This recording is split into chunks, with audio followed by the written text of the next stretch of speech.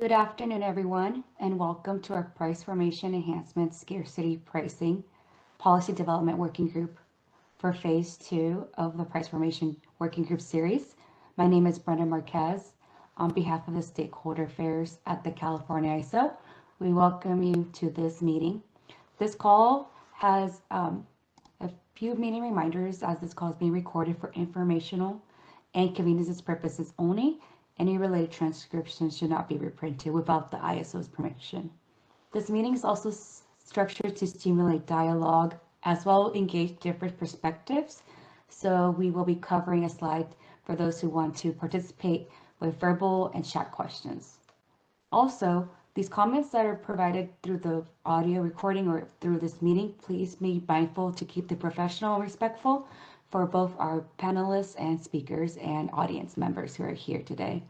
And also, we encourage that if you have any questions, please refrain from repeating anything that's previously said, or also we can also provide any questions through chat and also offline as well if you have anything that's pending.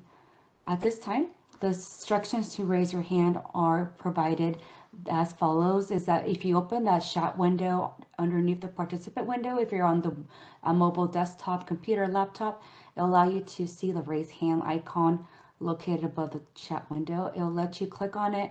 You'll be added to queue. Once you're added, you'll be added to ask a question at the time that the presenter stops for a moment for a topic. And then also, please be sure to state your full name and affiliation before speaking. Also, if you may also put your hand down once you're done if you don't have any additional follow-up. And also we will have chat available for those who would like to send us a quick chat on anything that is said during the call. But we do encourage any questions to be verbally asked and provided so we can definitely make sure we answer them within the audience here today. And our event producer here today is Silas, who will be joining us today for this call. And then we'll go back to this policy initiative stakeholder process. This is an overview of how our stakeholder process works. During the working group process, we are currently within the pre-proposal development phase. My team will go over exactly where we stand as well as the timing of the upcoming meetings next year. And also we'll just kind of cover what we have been doing for the past few weeks leading up to this call. And then now I can go ahead and introduce James, who will be kicking us off with the meeting objective and cover the agenda for today's call. Thank you. And I was just going to make sure James' audio is coming in clear before we get started. Hear me okay? Yes. All right, let's start with the next slide.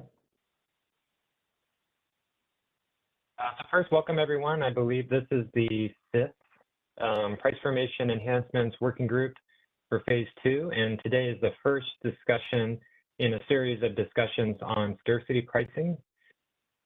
So today's meeting objectives are as follows. Today we'll be talking about current limitations in the CAISO's real-time ancillary service procurement and related scarcity pricing mechanisms, particularly regarding the Scarcity Reserve Demand Curve, or SRDC, as we'll be calling it for short. Second, we will be expecting participants to help us review and provide feedback on multiple potential enhancements that will be brought up for discussion today. And third, for specifically WEIM and EDM entities, the CAISO seeks to better understand what scarcity pricing features that these entities are wanting to see in the market, and for today's session, also help these entities understand how the changes that are being considered today implicate the broader regional market footprint under the context that under today's market construct, the EDAM and Western EIM only procures ancillary services within the CAISO balancing area boundary. Next slide, please.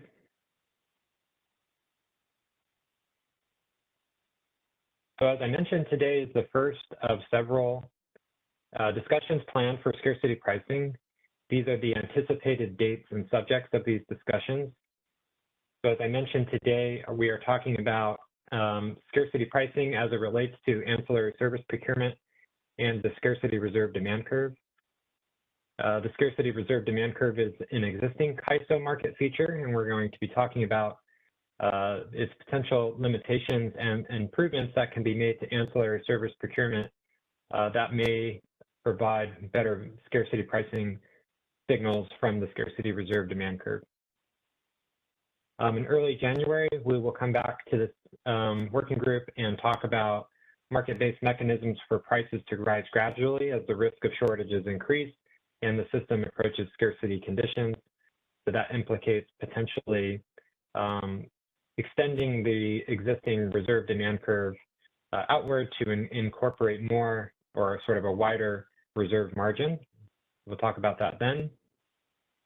Then on January 23rd, planning to review and discuss updates to the value with which to anchor and scale pricing run penalty prices with to ensure alignment across the Western interconnection market conditions and proper scarcity value of reserves.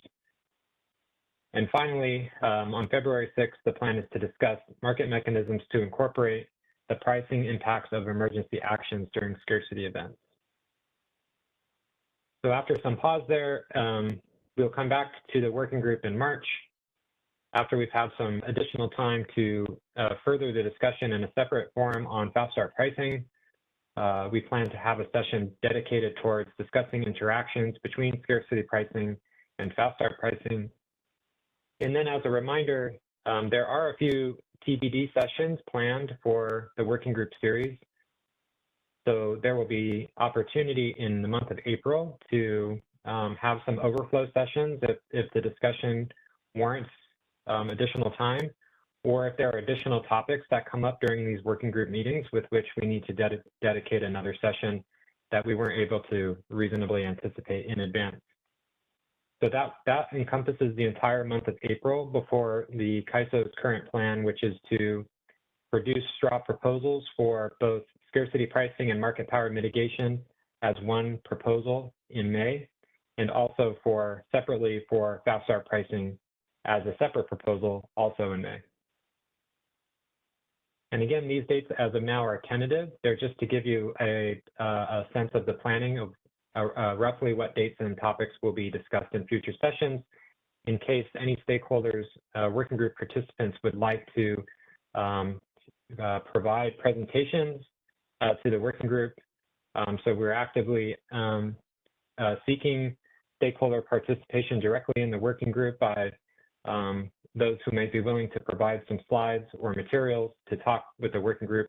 We definitely welcome that. Next slide, please.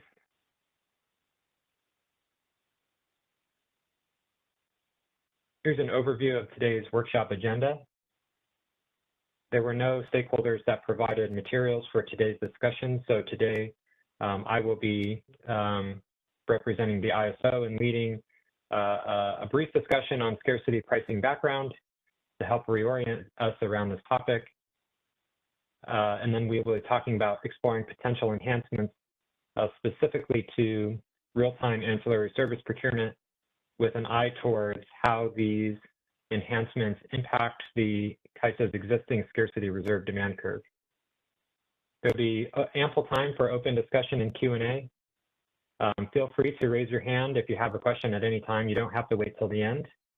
If you'd like to ask a clarifying question or make a comment, we'll be monitoring the queue for hands. Next slide, please. Okay, so this begins a series of slides on the background of scarcity pricing. Next slide, please. So first, this slide is going to provide an overview of the role that ancillary services generally play in supporting grid reliability. Ancillary services support grid reliability by providing reserves that form a real-time buffer to balance the grid when there are sudden changes in supply or demand. They help ensure the stability of the grid, frequency, and voltage. They provide reserves to respond to contingencies, such as unexpected generator trips or transmission line outages. And the ancillary services that are procured in the CAISO are becoming more and more critical as our resource mix is evolving, and the uncertainty and variability of net load is increasing on the system. Next slide, please. So as a general matter, scarcity pricing fundamentally reflects the relationship between available reserves and system reliability, and recognizes the general concept that having more reserves available on the system provides additional reliability value. It's not necessarily linear. The relationship between the value of an additional reserve is not necessarily linear. But in general, more reserves generally means the system is more stable and reliable.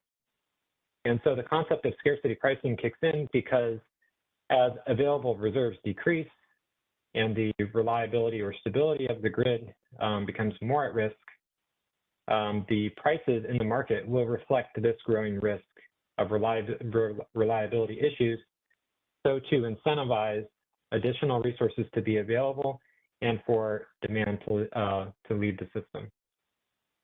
So it acts to signal the severity of the situation to all market participants by providing price signals that accurately reflect current operating conditions and the severity of pending shortages and risks to reliability, but also incentivizes behavioral responses from market participants from both the supply and the demand side to encourage optimal participation during tight system conditions. Scarcity pricing is not something dreamed up by the CAISO market. It's a well-established and widely implemented feature of LMP markets. CAISO does have elements of scarcity pricing in its markets today, and we'll talk about that quite a bit over the series of working groups, and that has been discussed at length in phase 1 of the PFE working group series and in the associated discussion papers. Next slide, please.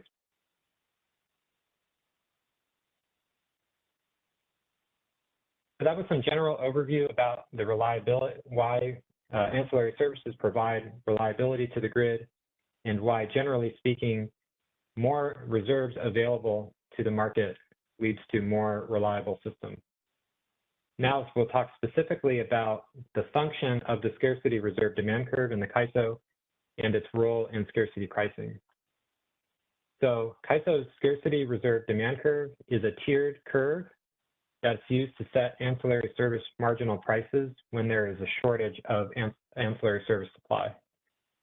This ensures that AS prices will rise automatically to predetermined levels in scarcity conditions and reflect the increasing cost of procuring additional AS as the system gets tighter. We provided the exact values of the scarcity reserve demand curve in the phase 1 of the working group. If you're curious about those values, I can help you find where they're located. But it generally has 5 steps, 3 steps for increasing non-spinning reserve scarcity, 1 step for spinning reserve scarcity, and the final step is on regulation up scarcity, which reflects the relative value of those reserves in the market's procurement. The scarcity reserve demand curve does not just impact the ancillary service marginal price, it also impacts energy prices as well, because the energy price now includes the opportunity cost to resources of foregoing the scarce AS capacity.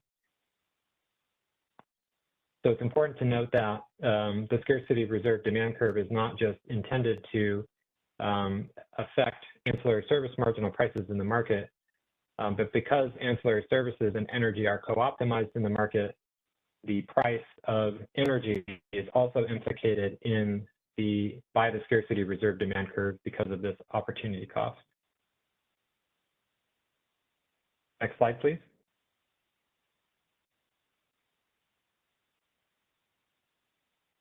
So that was some background on the scarcity reserve demand curve and what it's for. Now we'll talk about a few limitations that may impact the scarcity reserve demand curve. So the order of these slides looks like this.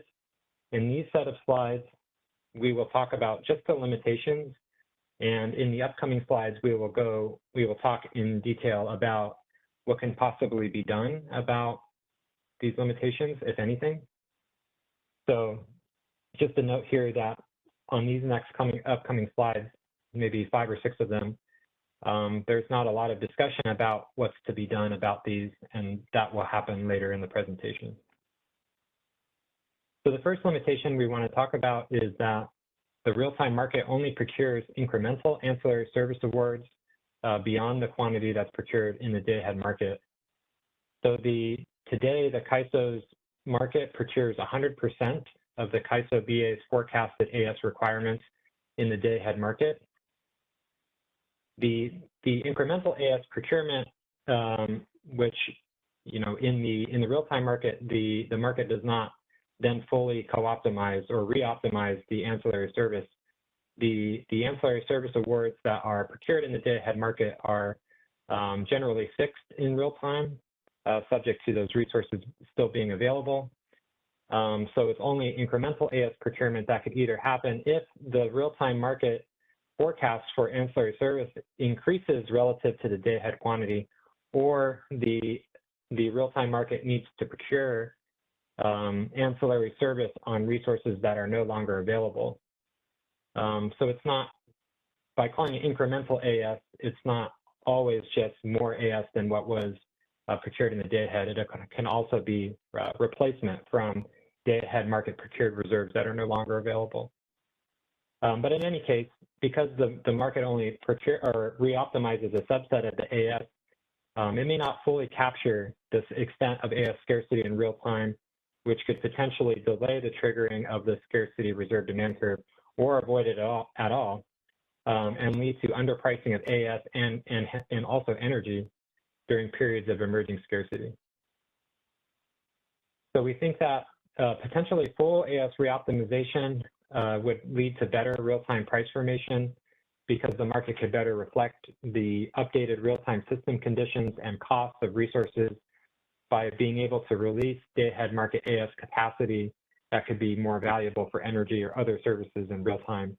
And so the market is better able to reallocate the resource mix based on updated system information and costs to find the optimal set of awards for resources on both energy and ancillary services and flexible ramping product in the real-time market. And we'll talk about that in detail in the next upcoming slides.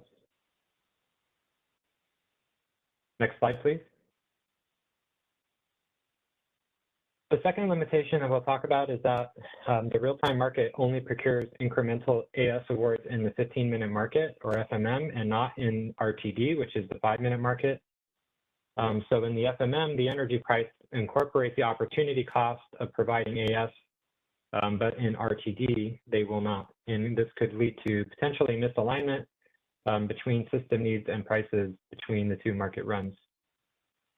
So it also implicates the scarcity reserve demand curve, because if the RTD is not procuring, there is no AS co-optimization in RTD at all, the scarcity reserve demand curve and the signals that it's sending to the market and its prices only flow into the FMM, and RTD prices may not fully capture or reflect the AS scarcity as represented by that demand curve.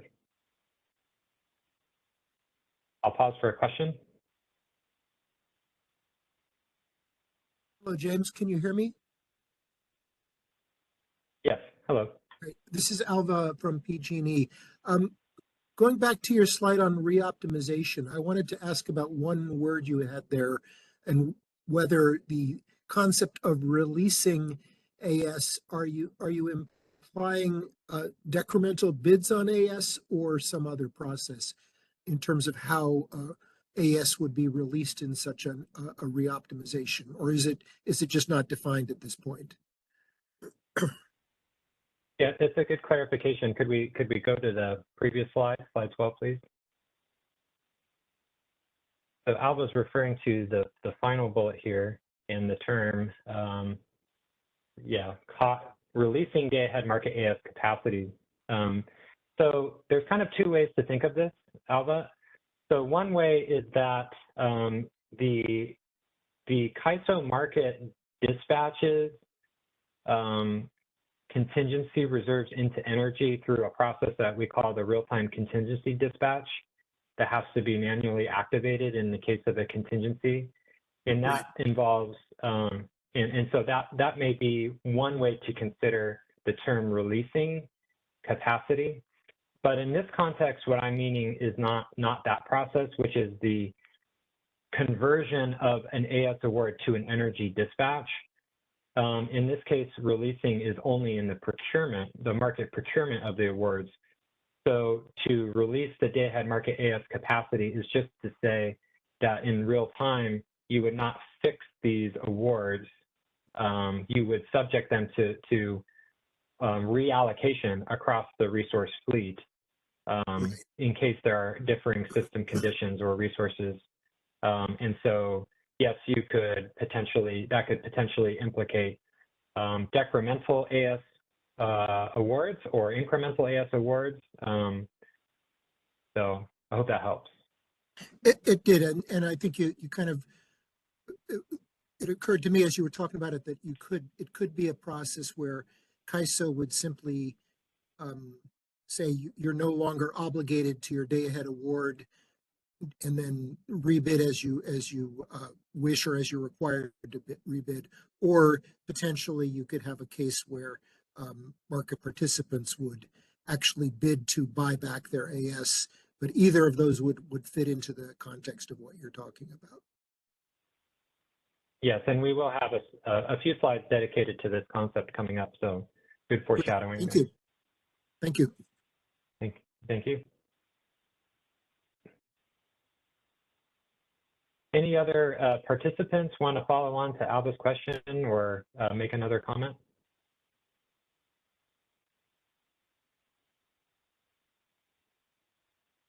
Okay, I think we're now at slide 14 then.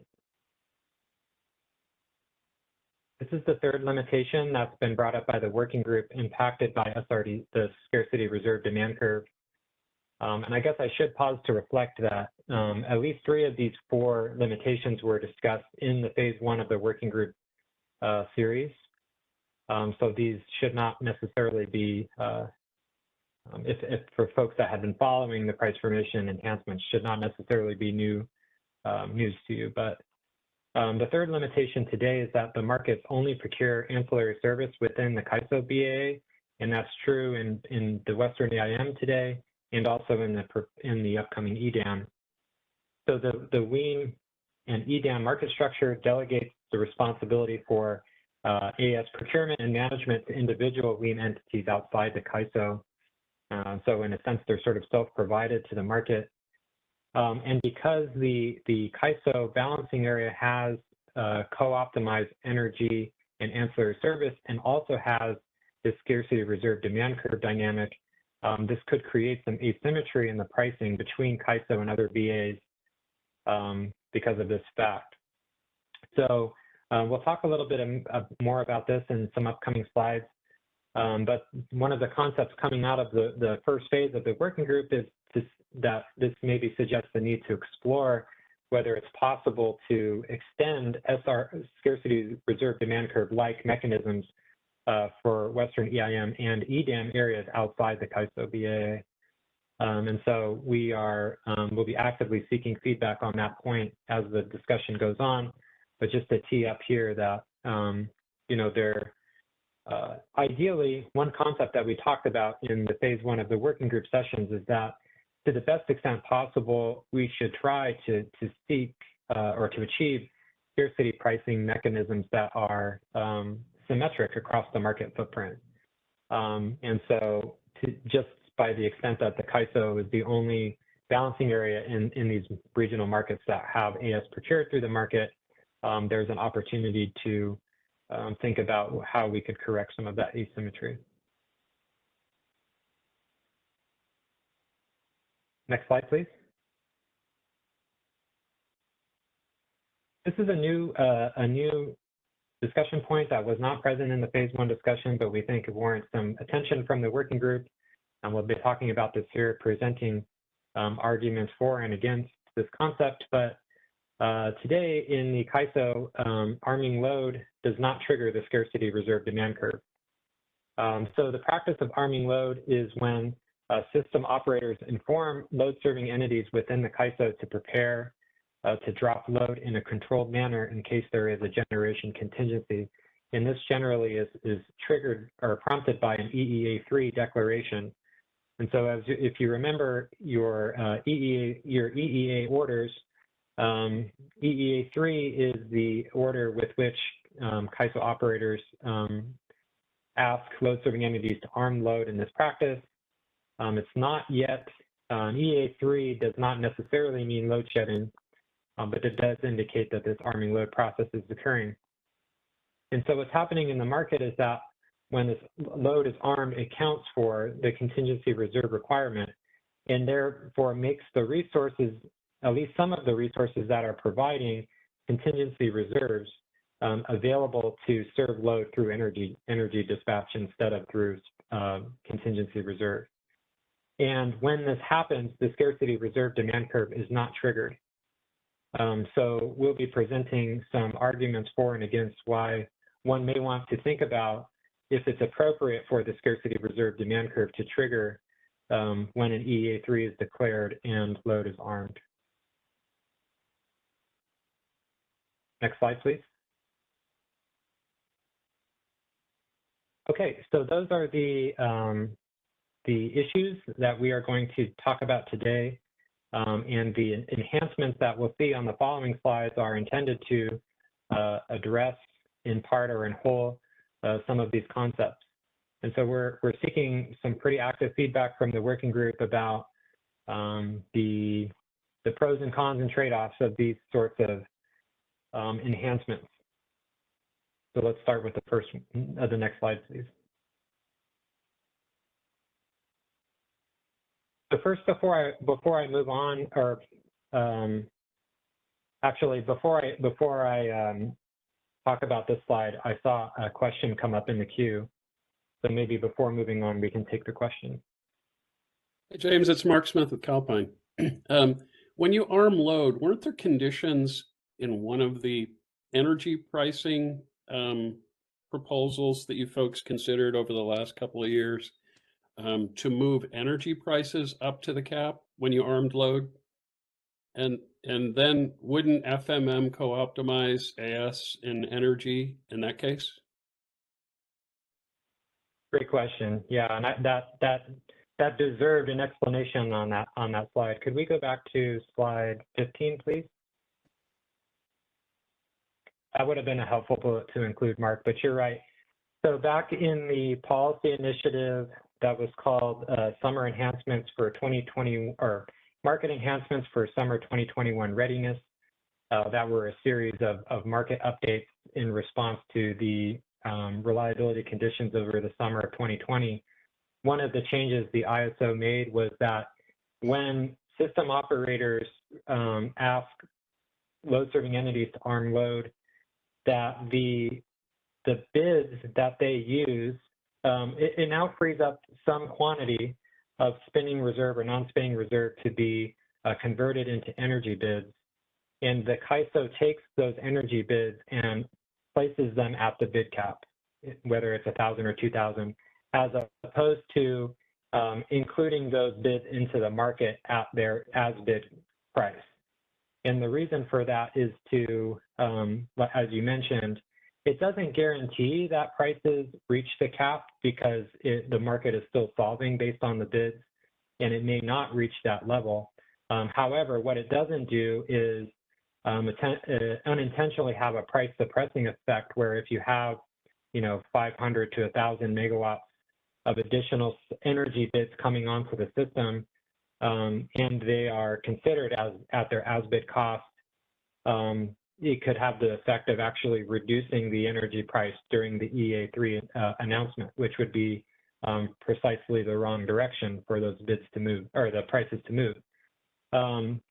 So to summarize, yes, the bids that are used for energy and substituted away from spin are inserted into the bid stack at the prevailing bid cap.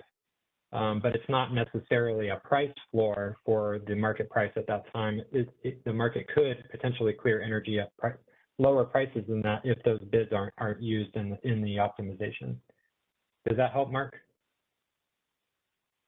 It does. Thanks for reminding me of that, James.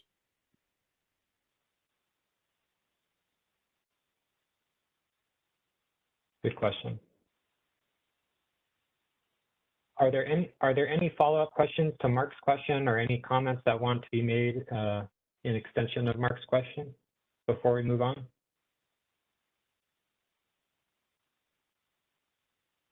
Okay, I think James, we're back to, oh yeah, go ahead, Danny. I just want to interject real quick, expanding on Mark's point. That $1,000 price, it's not so much of a scarcity reserve demand curve in that instance. It's like a scarcity reserve demand step function. To the extent that those do get dispatched, it's not a gradual ramping up of prices as we become more and more scarce. It's a fairly steep step. So it's not exactly what we've heard as the problem statement of this working group as a solution, just because it's not a gradual increase. Thank you, Danny. Any comments or questions in extension of Danny's comments from the working group before we move on?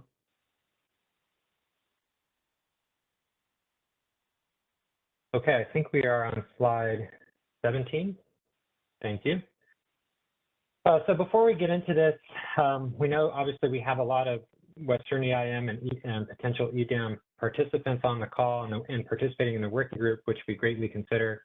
And you might be thinking at this point, well, the ancillary service procurement only applies to CAISO, so why is this important for me? So we want to tee up this slide to make sure that we properly engage regional market participants on this topic, because although not directly implicated by the changes here, there is definitely indirect connection. So yes, the scarcity reserve demand curve applies solely to the CAISO VA today. However, when the scarcity reserve demand curve triggers in the CAISO, it can affect energy prices throughout the market footprint through the opportunity costs of ancillary service capacity. And those opportunity costs can propagate into energy prices throughout the Western EIM footprint. So while not directly implicating any individual VA, those price signals can carry out across the market footprint potentially.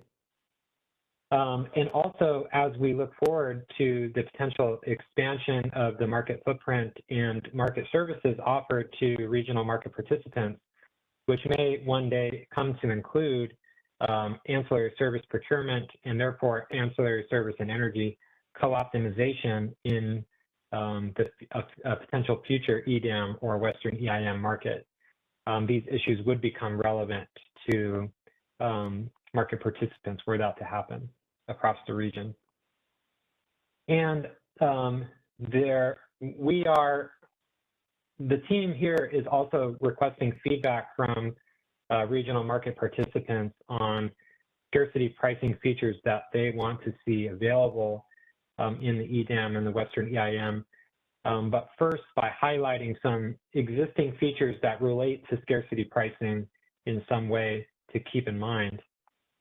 First is this concept of ABC, or available balancing capacity, which in summary allows a Western EIM entity to designate capacity from participating or non-participating resources to address infeasible power balance conditions in their BA. And so this is a sort of an anti-scarcity pricing concept, if you think of it that way, in the sense that allows the Western EIM entity to avoid the power balance conditions by designating the sort of standby capacity from their resource fleet to, and not to make any statements about whether that's a good or a bad thing, but just to say that in the context of scarcity pricing, it's important to think about these things if there want to be more stringent scarcity pricing features in the market. This is things that we need to be thinking about. The second thing are assistance energy transfers, which in summary enable Western EIM balancing areas that are facing capacity or flexibility shortfalls and are potentially to fail the EIM resource sufficiency evaluation to access excess supply from other WEIM entities for an ex post surcharge. So a lot of this is sort of a, it's not really a scarcity pricing mechanism, but in a way it is scarcity pricing like, in the sense that it's helping BAs that opt into this program the opportunity to access excess supply at these surcharge prices. Finally, there exists in real time the FRP, flexible ramping product demand curve, and in the day-ahead market, the imbalance reserve demand curve, which allows the market to forego the procurement of these reserve products if the incremental price of procuring that product exceeds the demand curve value.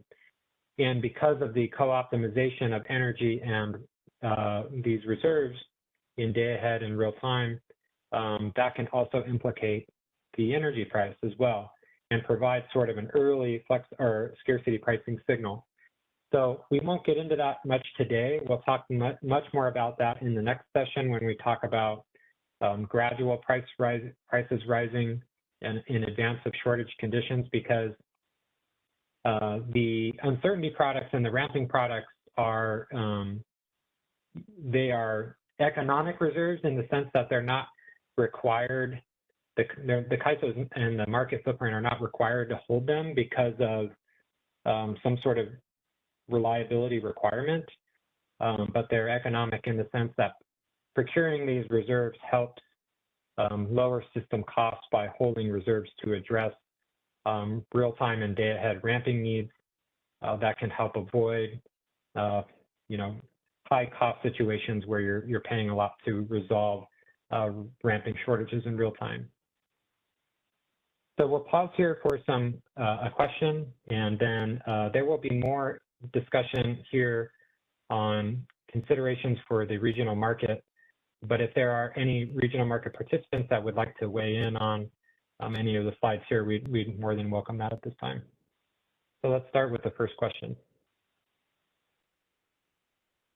Hi, James, this is Alva from PG&E, not an EIM BAA, but I actually would like to know what, so there's, if a BAA becomes short of reserves, it has a series of steps it has to take just to maintain reliability.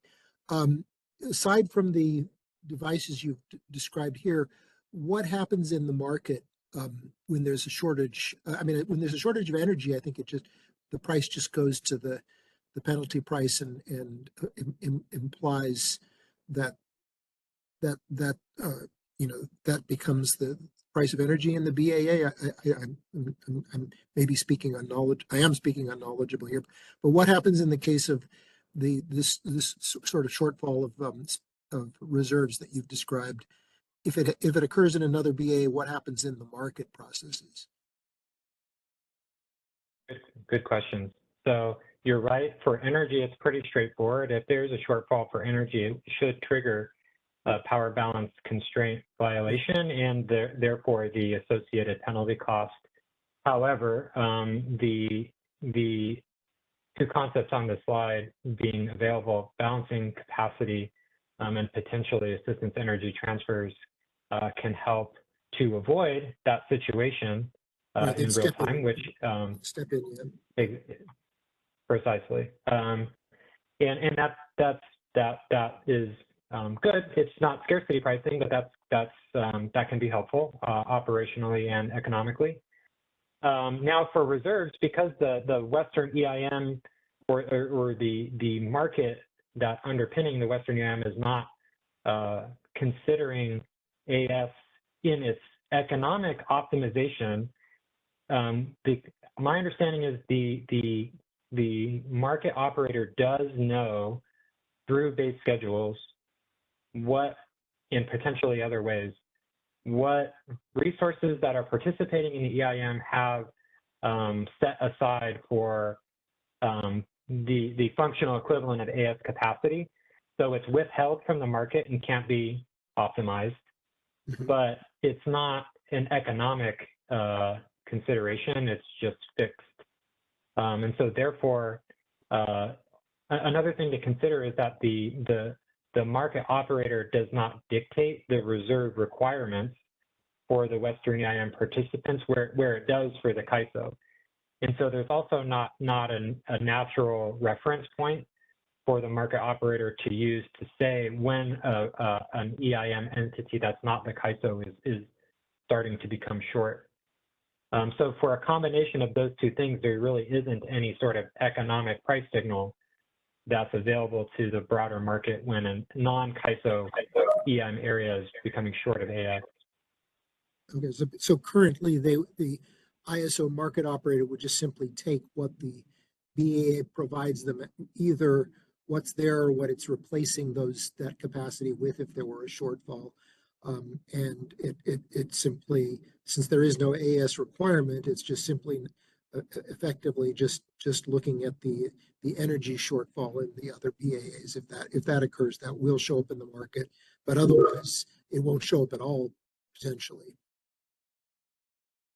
That sounds right. Thank you. And to one other extension of that comment is also that there is flexible ramping product, which is a real-time reserve product that is procured across the market by all entities. And so in the cases where there are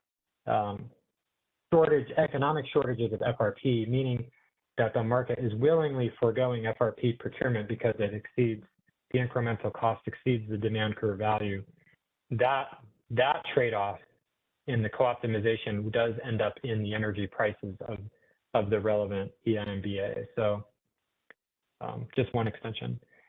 Does anybody from the working group like to add on to Alva's comment or ask a clarifying question, follow-up question?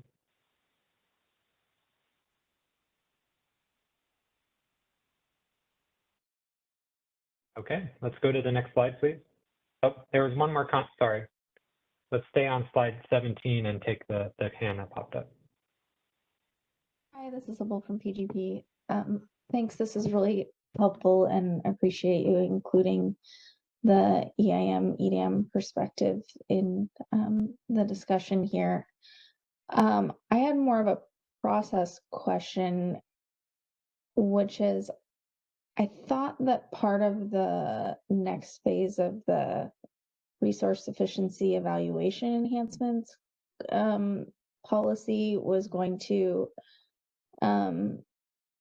continue to work on pricing mechanisms within the market associated with the assistance energy transfers.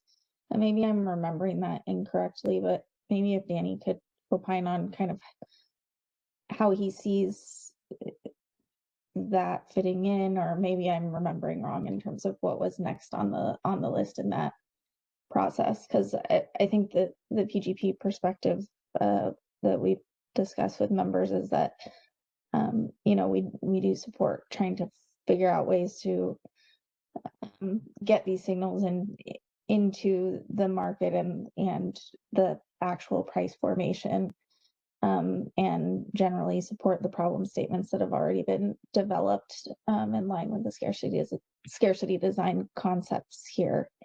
But recognizing, as you've pointed out, that there are some unique design features and considerations that we'll have to figure out how to kind of bridge here. Sure, Sybil. So your recollection is 100% correct. The upcoming RSC initiative, which I think is now planned for Q1 of 2025, the largest part of the scope is re-examining that AET product and seeing if we can bring it into an in-market product rather than a ex-post surcharge. On the last go-around of this, there was a lot of difficulty in doing this. You have an asymmetry on the imbalance settlement. For the CAISO BA, it's referenced against the day-ahead market, whereas for EIM, it was referenced against the base schedule. So that was an item that we'll definitely need to work through to make sure that there's equity on any in-market product. The other thing is it really starts to become a different form of scarcity pricing. Depending upon what you would want those AET transfers to be at, you're potentially re-examining all of the administrative prices that we're using in the scheduling run to get the right priorities, to make sure that BAs are using their own resources prior to clearing these transfers. So there's a lot of symmetry here, and as we delve into that, the timing is good talking about this in the PFE initiative, because they really are potentially complementary if we move to have AET be an in-market product. Okay, and so the idea being here, we could potentially introduce something that addresses that within this PFE initiative and not have to do it in the RSE. Well, I think that we'll be doing it in the RSE regardless, because there's an expiration in December of 25 of the existing product. So we'll either need to redesign something or extend it. The way I've thought about this, thinking about the problem statement in PFE, is you want the prices to rise as you become more and more scarce.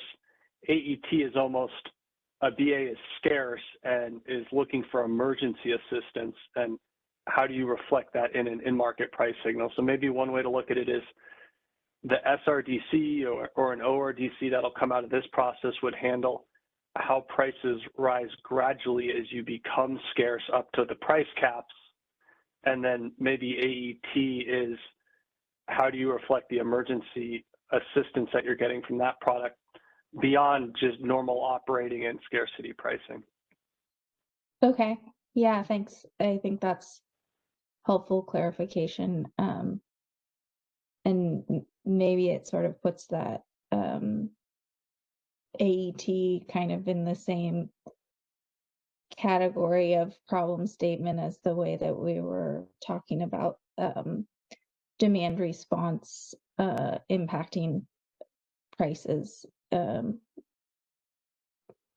when you have the issue of sending the opposite price signal. I don't know, but I do appreciate the timing differentiation there of the lead up versus the actual event. And just kind of pulling on that thread, that the point you're raising, one of the principles when we came up with AET is a BA should exhaust all their own resources before getting these emergency assistance transfers. Whether that's still the principle everybody wants to move forward with is an open question, but to the extent it is, yeah, your analogy of DR and not wanting to dilute the price signal as a BA goes scarce is apt, because we wouldn't want AET to unwind the scarcity pricing signal. Okay, thanks. That's helpful to keep in mind. Sure. I had one other question. You mentioned the issue of the ISO as the market operator not necessarily having something to key off of for the reserve shortage from other BAs. And I guess I wanted some clarity. Is that a lack of standardized reserve requirements across the participating BAs, or is that a lack of visibility into the BA and how close they are to running out of their reserves? Did that question make sense? Sorry. Yeah, the question it makes sounded perfect like you were sense. saying Yeah. it was not sort of standard across the BAs, which I guess was new to me. So my comment to Alva was that in the current market construct, the market operator does dictate the CAISO VA's own procurement requirements for the AS products, and doesn't, as far as I understand, does not have that authority to do that for other balancing areas in the EIM. Danny may have more information on this, but my understanding is that those entities have their own reliability requirements, and the concept being that the ISO is aware, or the market operator is aware, when an EIM entity has capacity that is designated for ancillary services in the market, and will not use that capacity to schedule energy or FRP or other things that are procured in the EIM, but it's not an economic optimization in the sense that you think of them like self-schedules. They're taken as given and they're held fixed. So the market operator does not have the ability to take the capacity on an EIM participating resource designated for AS and say, oh, actually, it would be more valuable if you provided this service instead. It just doesn't have the ability to do that. Danny, would you like to add on? Going beyond that, it's not that it doesn't have the ability, it's that this was an intentional choice when the EIM was stood up. The AS and balancing and BAL 002 WEC 3, which sets the baseline requirements for AS, it remains the responsibility of each participating BAA to meet that requirement. So at this point with the structure of the WEIM, it wouldn't be maybe appropriate for the market operator to be dictating how BAs are meeting their reliability responsibility requirements. I mean, if there's a world where BAs want to enter into some type of reserve sharing agreement and use the market as a means to do that, that's one discussion, but that's not where we are right now. Okay, thanks for that clarification. Sure. Thanks for the question, Sybil, and Danny for your contributions. I just wanted to add on one more point, which is that in these bottom bullets here, just to make sure everybody's clear, I did not mean to implicate available balancing capacity or assistance energy transfers as part of the scope of scarcity pricing. At least at this current moment, it's just to bring up some additional regional market features that folks should keep in mind when thinking about what sort of scarcity pricing direction we should move in as a regional market. So I hope that helps. Okay, are there any other comments or questions that want to expand upon our discussion with Sybil or anything else on the slide?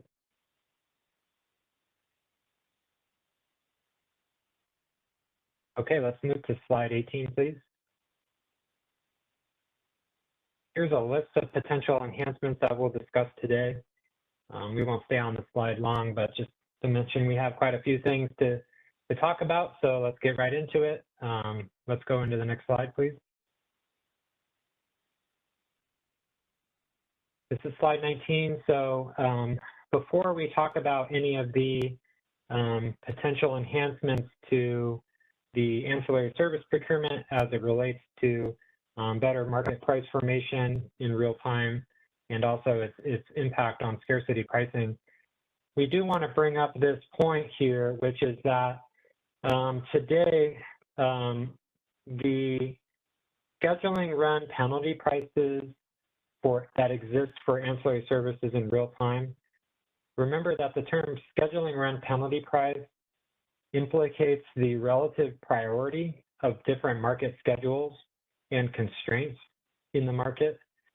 So all else equal, a lower scheduling run penalty price would mean a lower scheduling priority to either procure some sort of schedule or to honor some sort of constraint. In the real-time market, the AS scheduling run penalty prices, generally speaking, are lower than energy in real time. In the day-ahead market, they're not. In the day-ahead market, the scheduling run priorities for ancillary services are higher than energy.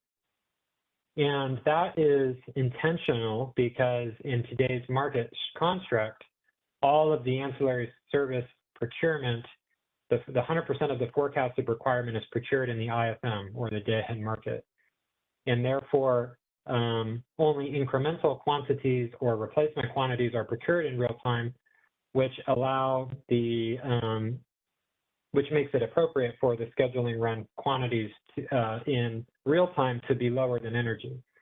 However, under a paradigm where the market does fully reoptimize AS and energy in the real-time market, the CAISO market operator and system operator may want to reconsider whether or not that scheduling run priority should remain the same. Because if the market is, if the reserves are in fact required to meet NERC-WEC standards for reliability, then the scheduling run priorities, if the AS were fully reoptimized in real time, would need to reflect that priority. And sort of the awkward thing that comes out of that is that it is in fact the ability for the market to forego the requirement at some economic cost that is the concept of scarcity pricing, to get that reserve demand curve value into the higher energy price. And so if the market does not have access or an ability to economically trade off the reserves, the ancillary service reserves, that'd be reg up, spin, non-spin in this case, for energy in real time, then there really isn't much scarcity pricing value here. If you're always procuring the minimum quantity and you would protect that quantity higher than energy. So all that to say is that the effectiveness overall of the scarcity reserve demand curve as a general scarcity pricing mechanism depends on the willingness of the market and its operators to procure less than the target procurement requirement.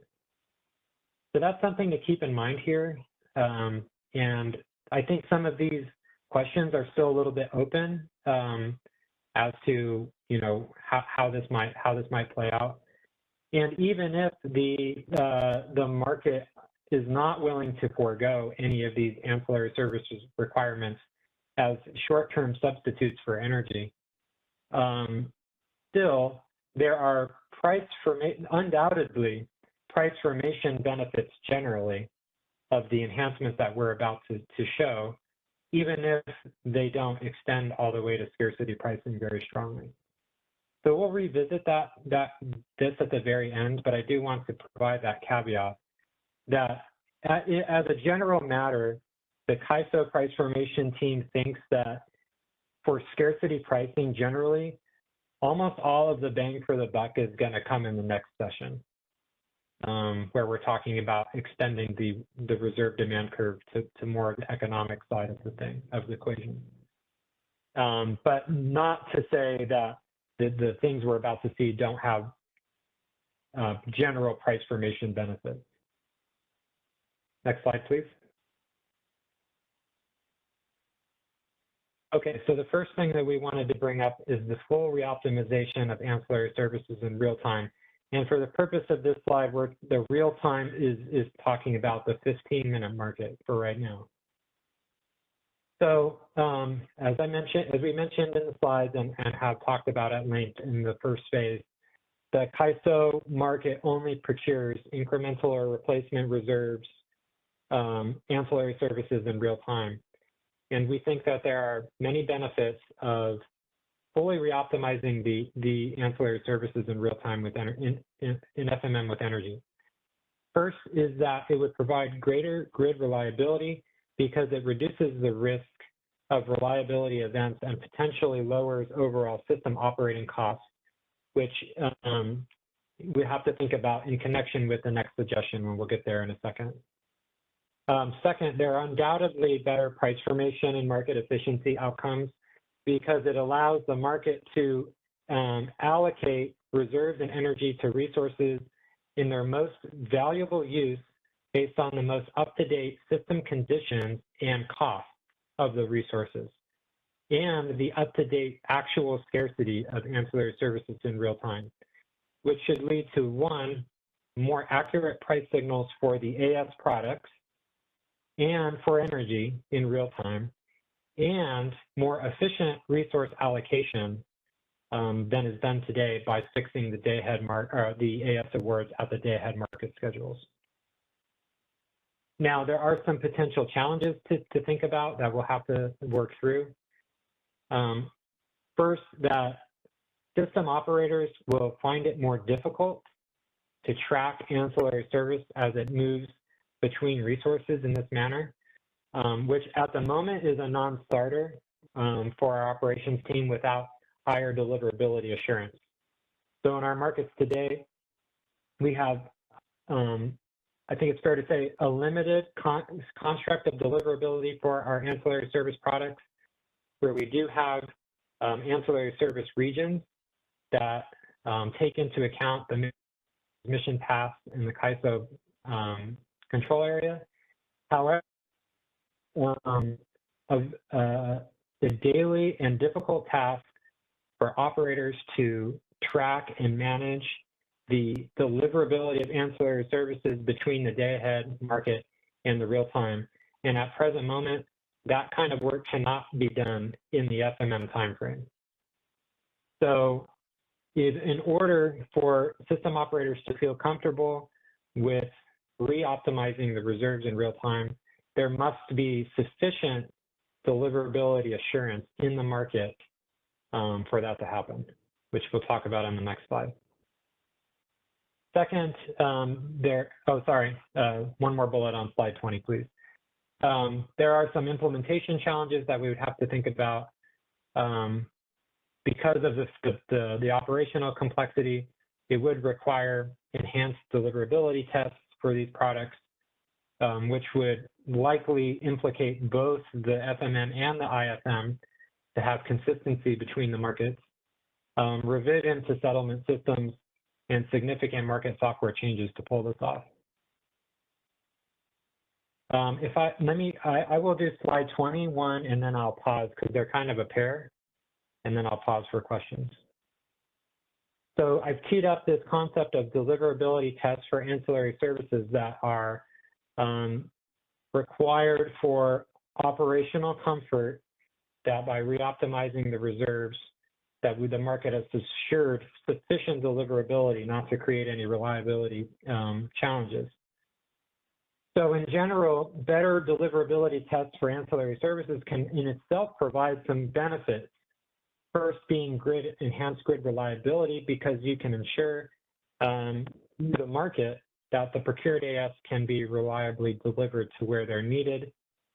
You improve the price formation and market efficiency because you're allocating AS more efficiently, potentially lowering the overall procurement cost of AS by filtering out bids from resources that face transmission constraints despite being technically capable of providing the product.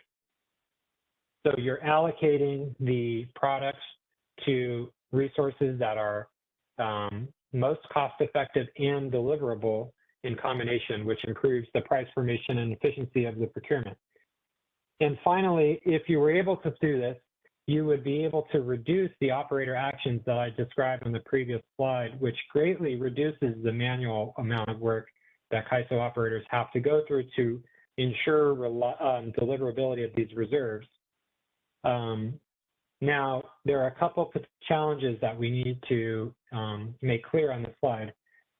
First, at this present moment, the CAISO team is not considering a fully nodal AS ancillary service procurement. At the moment, it's not considered to be technically feasible within the market timelines, even in the IFM. So at the time being, fully nodal ancillary service not within the scope of this project. Second, we do have ancillary service regions in the market footprint that we could make more refined and granular, but there is some internal skepticism that will be sufficient to provide the operations team with the assurance they need that these reserves will be deliverable. At the present moment, the ISO team, in the time that we've had to talk about these things, don't have a great idea about how to provide, at one point, the deliverability assurance needed to support the full reoptimization of reserves of AS in real time, while at the same time providing sufficient deliverability assurance to the operators. Beyond the computational complexity and these implementation challenges, even if we were to find a good balanced method, that this will for sure impact existing operational practices and will require changes to operating procedures and how operators are assessing system reliability, which can be managed, but it's part of the complexity. So we are at this point, still trying to identify the sweet spot. We're open to suggestions, comments from stakeholders where, what we might want to look at, but that's the current state of things as of now. So let's take the question in the queue. Hi, James, I mean, I think, you're presenting in good faith the views of CAISO and the market operators. I just would like to see perhaps, there's something a little counterintuitive about some of this stuff. And so maybe more detail in the future. It's, AS is procured zonally now. So really there's no guarantee of deliverability, at all in the market process. And so obviously there's some other piece of this that's going on kind of behind the scenes that you're describing, where market operators are essentially allocating from the awards so that they know that they've got what they need out of what ended up being awarded, even though that solution could be not deliverable. And then what you're sort of suggesting is that once they've got that, now that is not necessarily the market solution. And so now that makes it complicated to reoptimize. So that's one thing that what impression I'm getting from the way you're describing it. That's one issue. The other issue I was just gonna, so these are just issues. I don't expect you to answer them because they're very complicated, but why the fully nodal AS should be more complex than why I consider IR an example of a fully nodal flexibility service, as fully nodal as it needs to be for the purposes of this discussion. I mean, in other words, it seems like you could be as nodal in the procurement of AS as you are on IR, and that deliverability would be just on the face of it, give the operators much better assurance from the point of the solution of the day at market, that those AS were deliverable, and then because any change in solution would be relative to that, it should be just as deliverable after the reallocation. So those are just my two thoughts in hearing these. These are really excellent points, but I just don't understand. It seems counterintuitive to me. Salva, I think those are fair and accurate representations and extensions of what we shared today. You're right. The current AS procurement is on a zonal basis. The day-ahead market, because it procures 100% of the forecasted AS requirement of the CAISO BA, what happens behind the scenes is that once those ancillary services awards are made, that it takes a team of CAISO operators to study the deliverability of contingency reserves that were procured in the IFM, and builds the confidence that they need, that going into the real-time market, if a contingency event occurred, that they feel confident that the reserves that are procured for or scheduled for contingency reserves will be deliverable. Now, the issue becomes that once you reoptimize those in real time under this current zonal contract, you've completely scrambled all the hard work that they've done to ensure that deliverability. And so that you've accurately described as the fundamental question, as the fundamental issue. And so in order to feel comfortable with some sort of reoptimization, the market procedures need to have better deliverability assurance. Now, as to the complications of the nodal AS project relative to nodal FRP or imbalance reserve, George may like to share some thoughts on that. But to say we're still thinking about these things, and you know, I think that the team is committed to continue to sort of think creatively about how this might be able to be accomplished. But I'll let George opine on the second point. Go ahead, George. Thank you, James. So there are two issues that I can highlight regarding the nodal ancillary services procurement subject to transmission constraints for deliverability.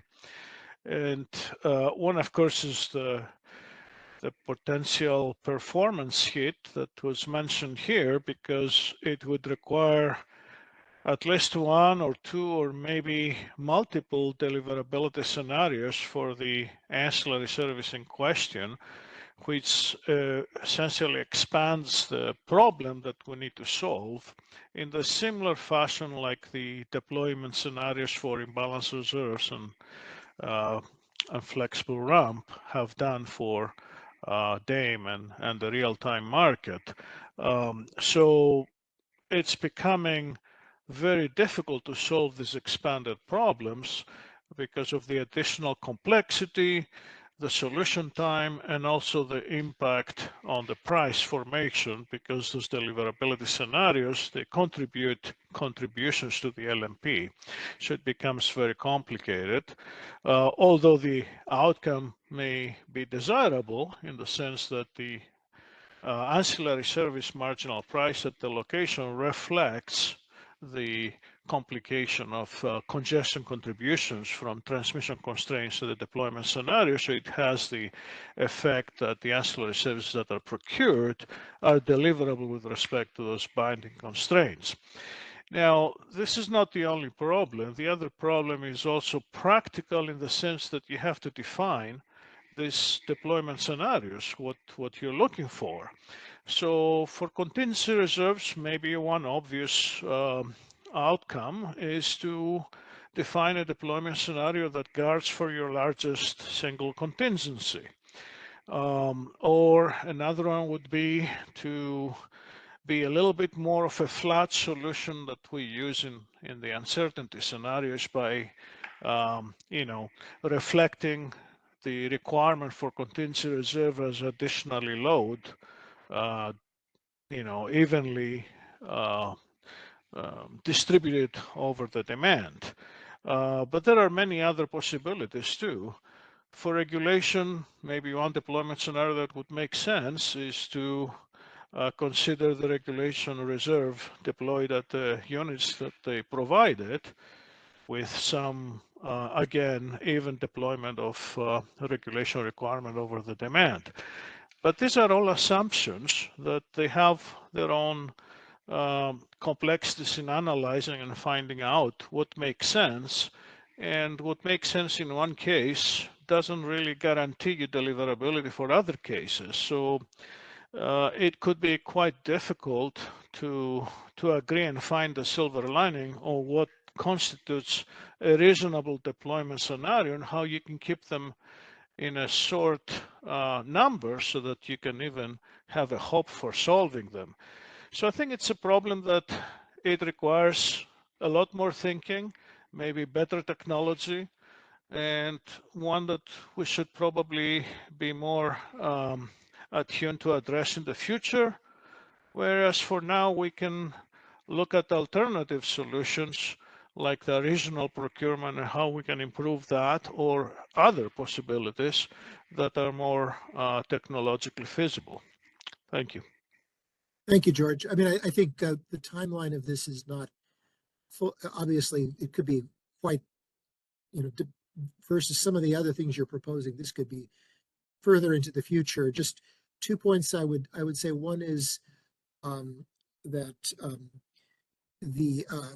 the point that James made about how it's being done now, in my mind, it raises some fairly profound concerns about the validity of ancillary service pricing as it's currently implemented, because it implies that there are some resources that are probably getting paid for things they are not expected to provide.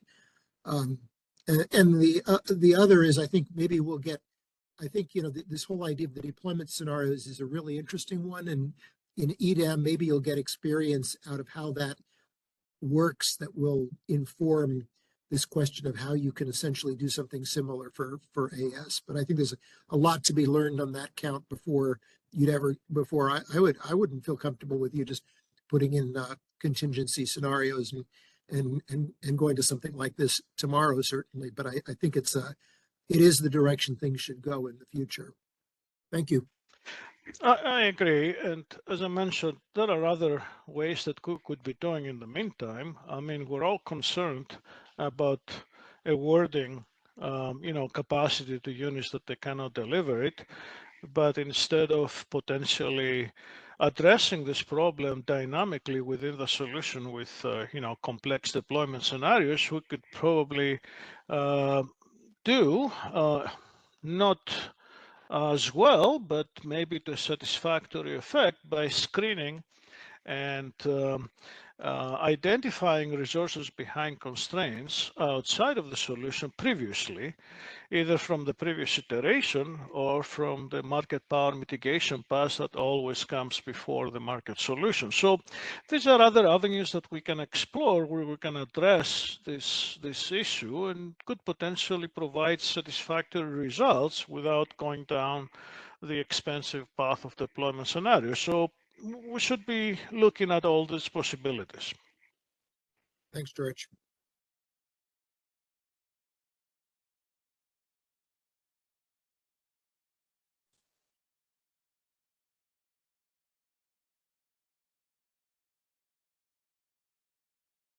Let's go to the next question. Hi, James.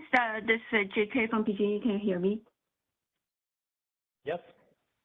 All right. Thank you for proposing those topics. I have a quick question about the deliverability for ancillary service. My understanding is for NERC's requirement is 6%, but that's a system-wide requirement. So when it actually become a nodal requirement, has CAISO considered or possibly provide some insights whether this requirement will be adjusted or somehow coordinated with NERC at the nodal level? That's a good question. At this time, because of the challenge that we're facing right now with implementing fully nodal AS, that we haven't gotten quite that far. But it does stand to, it's a reasonable thing to think about if potentially the nodal AS and the higher deliverability assurance may convince NERC or other reliability regulators to relax or reduce the requirement somewhat if you can prove that they're deliverable through the market. But we haven't gotten that far yet in our undertaking. Yeah, I think it's just interesting to think about it because at a nodal level, you're basically facing a different situation, right? As the system requires 6%, it's probably based on N-1 or N-X scenarios, but when it becomes nodal, it's more stochastic, but a full requirement. So how to consider that? And maybe I don't think any of the other RTOs are doing a similar approach. So if the CAISO will be the first one who is going that direction, will be, also serving as a reference for the other RTOs as well. So it's a very interesting topic. It is, I agree. Yeah, something we'll have to keep in mind as we move down the road. Danny, you want to add something there? Yeah, I would do this from a different direction. I think the NERC and WEC expectation is that the 6% is deliverable all the time. And the ISO's ex post process reviewing its IFM awards is just making sure that requirement is met. So I think that standards are always open to evolution, but the baseline would be 6% deliverable. Yeah, thanks for the clarification. Sorry I didn't make myself clear. I think the percentage as a quantity is the expectation to be deliverable, but when you carry it or you translate it to the nodal, it's not going to be the 6% of the nodal load or anything, right? So it probably, instead of having a percentage to be calculated, it will be a quantity, a megawatt quantity directly enforced on the nodal level. Would that be the right way to think about it? It would still, the requirement would be translated from that 6% of the load, and it would just be enforced nodally. So you'd sum up all the nodal awards that are deliverable to that amount, is how I would imagine it working. Okay. Yeah, I mean, you would think of it like in balance reserve or FRP, where you're calculating the system requirement at the system level, taking that megawatt quantity and distributing it nodally, which you're right, it would be, you know, it wouldn't be 6% of the load at every nodal location. It could vary depending on the actual method of allocating the, Right. you know, so yeah, that's interesting. Right, thank you. Thank you. The next, Danny and George and Alba and JK, for your questions and comments. Are there any members of the working group that'd like to ask any follow-up questions or have any follow-up comments to the discussions we just had? Well, James, there's one thing I'd like to add to Alva's point earlier about the price formation relating to AS. My understanding is that as part of that ex post process, the CAISO system operators may block awards that they would know are not going to be deliverable in real time, at which point the resource wouldn't be getting paid for a product that they're unable to deliver. And so there are price formation implications because you're not maybe procuring that same total magnitude. So the marginal price of the AAS might not be as far up the supply curve, but we are taking actions to make sure that we're not inappropriately paying resources for a service they're not going to be able to provide. Good point, Danny. Another hand popped up.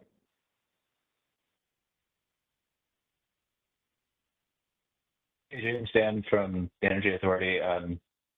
Got on kind of late today, but does any of that conversation around the AS regions change, or how should we think about it with regards to when CAISO's AS requirements are set by the most severe single contingency of the DC line versus based on like load gen within the AS regions as they exist right now, or is that just distributed out to those AS regions when it's based on the contingency potential?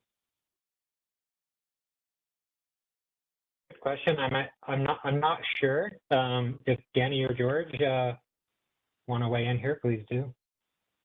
The mechanics of ensuring deliverability is something I'd leave for our CAISO BA system operators to comment on if any of them are online. I don't want to misspeak.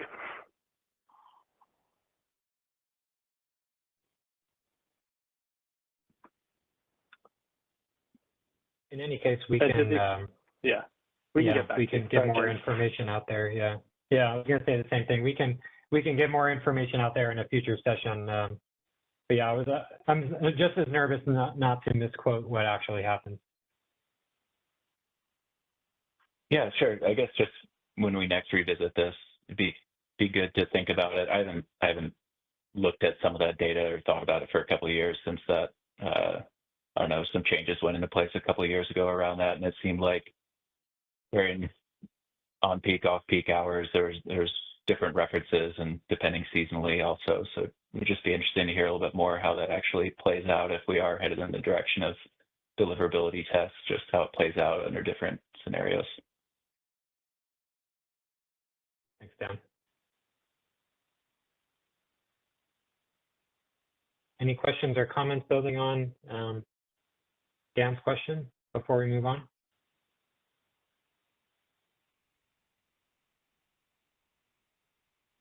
Okay, let's go to slide 22.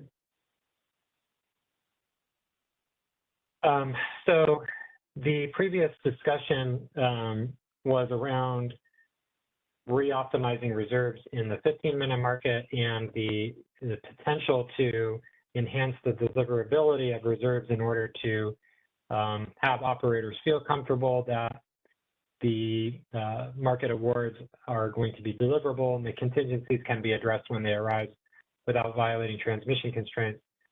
So this is an extension of that idea in which one could think about procuring ancillary services in the 5-minute market or RTD as well, which come with some very similar challenges, but do have some potential benefits for us to think about.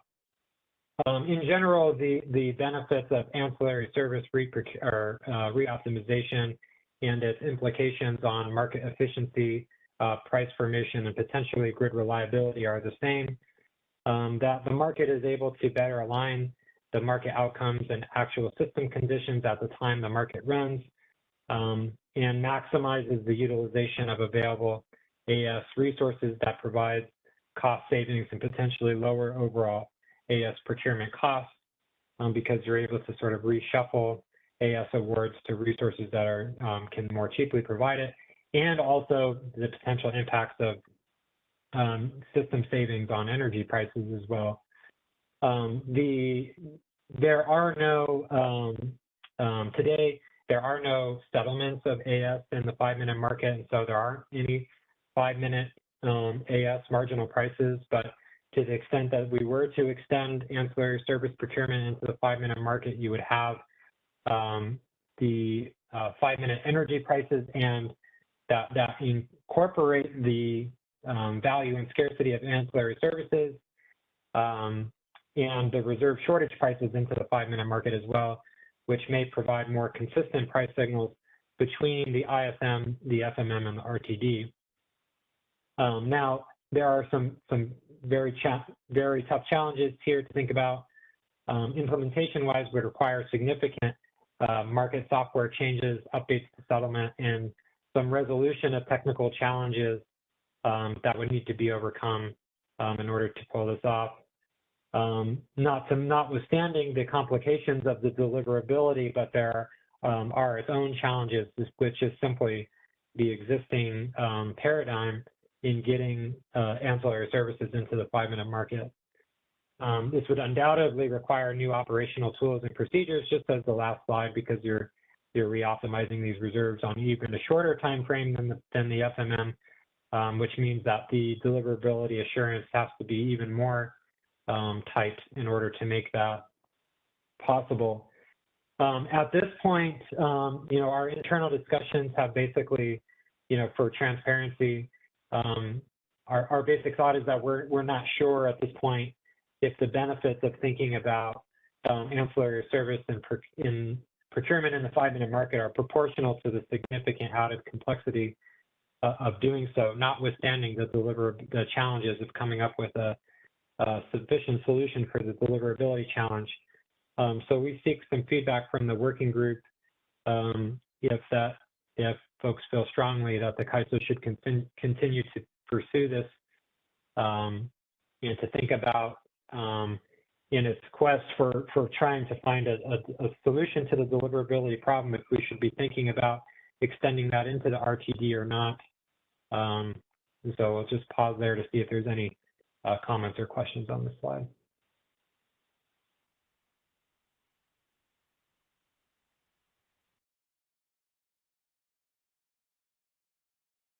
Okay, let's move to slide 23. So as was teed up, I think by Alva a little bit earlier, and a little bit by Danny as well, if we were to explore full reoptimization of reserves of ancillary services in the real-time market, you could think about updating the settlement paradigm for ancillary service settlement as well between the day-ahead and real-time markets. So in the next 3 slides, I'll sort of explain what that looks like. This slide talks about the existing paradigm, and then in the next slide, we'll talk about how that might be updated if you were to fully reoptimize the reserves. But today, suppliers of ancillary services receive a payment equal to the ancillary service marginal price multiplied by the awarded capacity quantity for each AS product, region, and trade hour. And then in the 15 market, the same concept applies to the quantity of incrementally procured ancillary services that was not already awarded and paid for in the day-ahead market. So of course, day-ahead market awards of AS are fixed in the real time unless the market needs to procure incremental quantities or replacement quantities for reserves that are no longer available, or for deliverability purposes, operators have blocked the day-ahead market awards. So in this case, when a resource that has been awarded and paid for ancillary services in the day-ahead market becomes unavailable in the real time, the supplier does not receive the full payment for the AS they were unable to provide, which is a point Danny made earlier. So the market will rescind the payment for any day-ahead market AS award that becomes unavailable in the real time. Now let's move to the next slide. Here's a simple example to get to understand the difference here. That'll be helpful for the next slide. So let's say a resource is scheduled to provide 100 megawatts of non-spin reserve for a specific hour in the day-ahead market. The day-ahead market price for non-spinning reserve is $20 per megawatt. So that means that the unit is being paid in the ISM a payment of $2,000, which is the 100 megawatt award times the $20 per megawatt price. However, in the real-time market, before the hour begins, the unit experiences an unexpected forced outage due to some sort of mechanical failure, and therefore its 100 megawatts of capacity is no longer available to the market. So generally speaking, the ISO would rescind the unit's $2,000 day-ahead payment for that service. And of course, this is a very simple example. In the real world, scenarios can be made more complex by involving factors like what happens if the resource is partially available, what happens if the resource has multiple capacity obligations split between, multiple products, et cetera. But for a simple example, this is sufficient. Now, next slide, please. Now, if you were to fully re-optimize the ancillary service in real time, you could lead to it might be desirable to implement a settlement for differences type paradigm between the AS products, similar to energy, where resources with day-ahead AS awards would be charged or credited at the real-time AS price for any differences between their day-ahead AS awards and real-time AS awards, which functions very similar to how energy settlement works today, where incremental energy settlements in the real time are paid at the incremental quantity times the real time price, and decremental schedules or lower schedules in real time, the resource pays back the schedule for the schedule on the real time price. With the overall goal to essentially create stronger financial incentives for resources to maintain the AS capacity in real time and essentially pay the full replacement cost of their unavailability. And that sort of feature is present already in energy settlement, and it's featured in imbalance reserve to FRP deviation settlement as well, that the replacement cost of the product be at the real-time price. And because of the way that the ancillary services are procured today, it doesn't lend itself to this type of settlement, because the quantities procured in the day ahead are more or less intended to be fixed in real time, and therefore not subject to full sort of re-optimization. So this is a related concept that could be explored by the working group. Should we continue down the path of fully re-optimized reserves, it may make sense to also update the general AS settlement paradigm. Let's take any questions and comments here.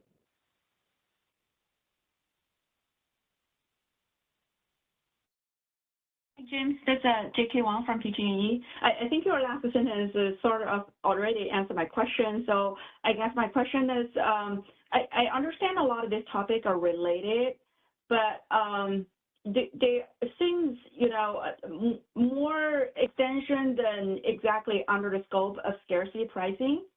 And I was wondering, it seems a good direction to go, but just as Alva mentioned, if we were to do this, or are we going to do this first or after some initial change of the scarcity pricing? Will you please share some insights? Yeah, and I generally agree. You're right. This is not doesn't have anything to do really with scarcity pricing, other than the fact that if we were to fully re-optimize reserve in real time and there were to be an AS scarcity event in real time, then if you were a resource that was supposed to provide capacity to fulfill a day-ahead market AS award and you weren't available, you are responsible for the full replacement cost, which we think is generally aligns the incentives better for unavailability and who should be sort of charged for the payments. So it's not, you're right, it's not real scarcity pricing, but we think it's a good natural extension of maintaining those incentives in real time. Now, to answer the last part of the question, this is contingent on the reoptimization of reserves. This is not something that the CAISO would pursue or that we recommend the working group pursue absent changes to the procurement of reserves in real time. So it's not, absent that, this is not something that we would recommend to be done today because it doesn't quite work that way with the current AS procurement. Okay, so can I interpret what you said is we'll consider this in future work, but not as a foundational step to do scarcity pricing? Yeah, so I would say we would consider this as a natural extension to if we were to pursue full ancillary service reoptimization in real time, that this would be an extension of that policy. That seems to make sense given the changing way that ancillary services are procured. One might think that, well, then maybe we need to rethink about the way they're settled as well.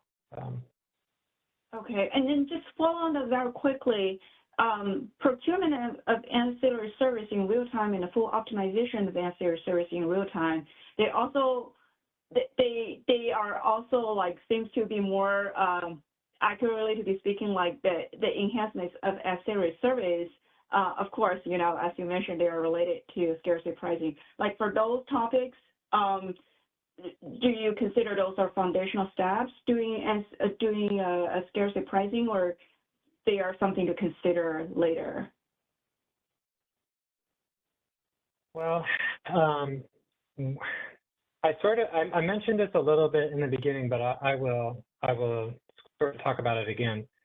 That it is the view of the CAISO price formation team at this time that the improvements to or enhancements to the way the market procures ancillary services in real time has price formation benefits that we've talked about, but for scarcity pricing specifically, the benefits are a little bit weaker, I guess I would say, in that, as I mentioned, most of the bang for the buck that we think scarcity pricing itself is going to improve is going to happen under the concepts that we'll discuss in the January 9th session.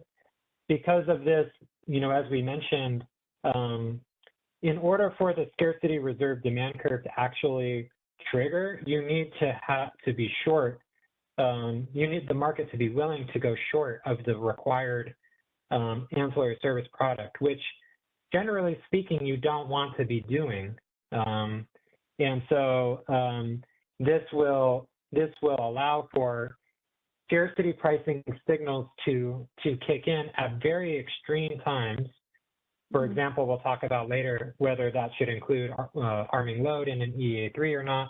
But generally, we're not going to be scarce of ancillary service unless we're in very, very extreme system conditions. And in that case, the frequency with which this is going to apply in the market is going to be much, much smaller than what we would be exploring in the next session when we're talking about sort of the extension of the reserve demand curve out towards, a higher quantity of reserves and getting that scarcity price into the market earlier. So I'll summarize by saying, I think all of these enhancements and their connection to scarcity pricing are relatively weak. That said, we do think that these enhancements are beneficial for price formation generally and market efficiency in the ways that we've presented. So I hope that messaging makes some sense. Yes, yes, that's very helpful. Thank you very much. Yeah, appreciate it, insights. Thank you.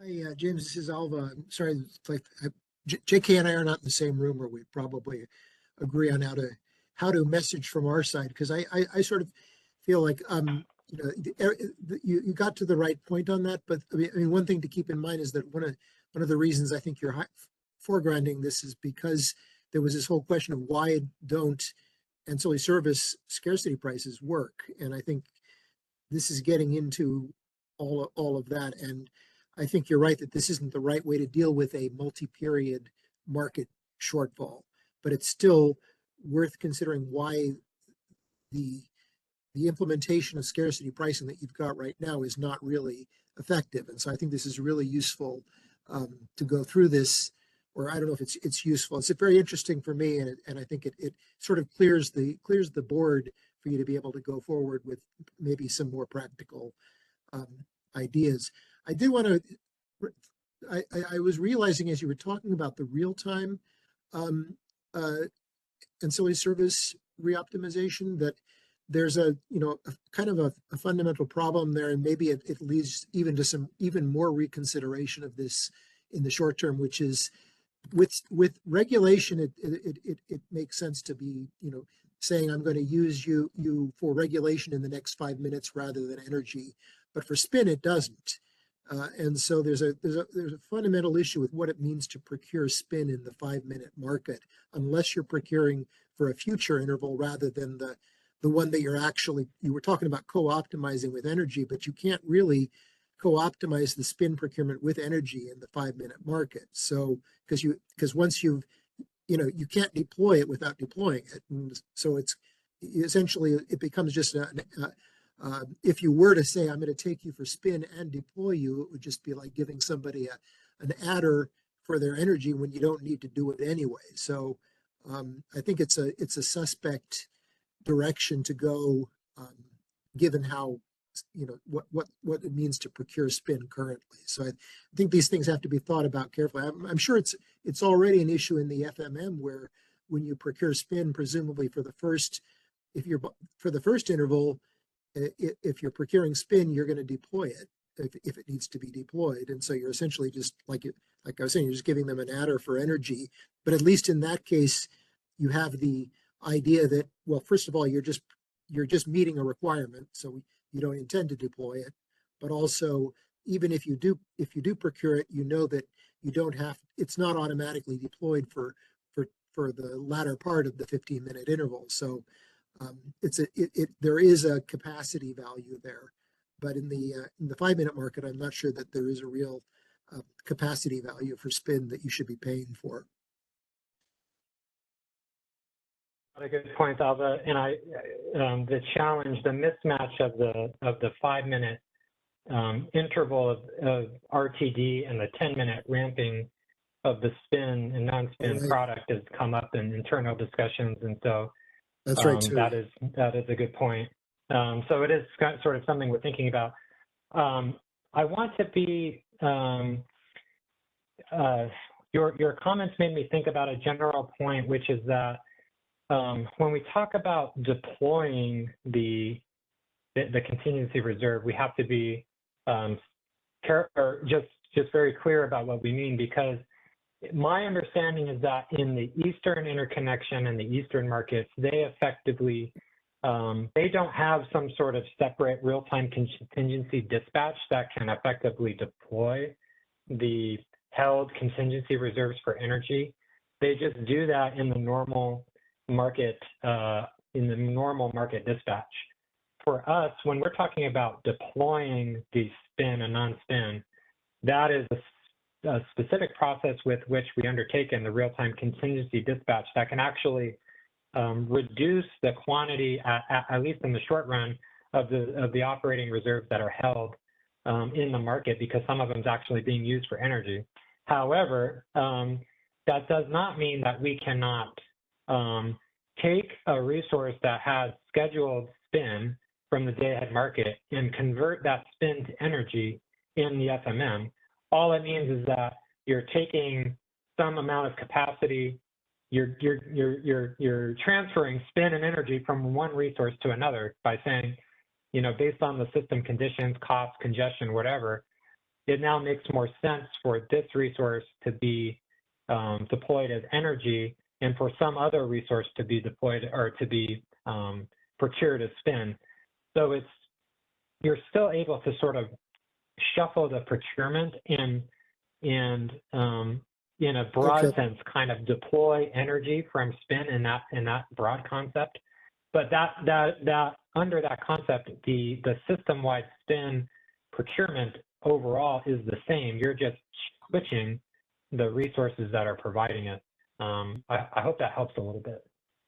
Yeah, I mean, I guess it means that so what you're procuring for spin, you're really hoping what you've actually got as spin, you're really hoping not to deploy in the market, and you sort of deployed on some, you moved something from spin into energy, but you're keeping the spin on something else as unused capacity, basically, is what you're saying. So yeah, that makes sense. Yeah, exactly.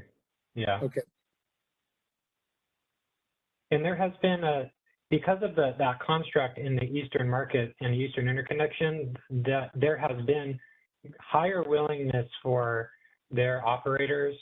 And I suspect it's because the Eastern interconnection has several stable systems, sort of market systems woven in one, where there's more tolerance for the foregoance of the contingency reserve than there is in the CAISO and the WEC. And so because of that, when we're benchmarking our scarcity pricing relative to other markets, that's why, you know, we're not seeing a lot of sort of bang for the buck in terms of scarcity pricing here, because there's just not the same tolerance, or there's a lack of tolerance for the relaxation of our contingency reserve relative to what the Eastern markets are doing. And I don't have all the history or knowledge about that, but, you know, that's sort of why we think most of the scarcity pricing specific benefit that we're going to get is going to be in the next topic. That's a really important piece of analysis there, James. Thank you. Thanks for the comments.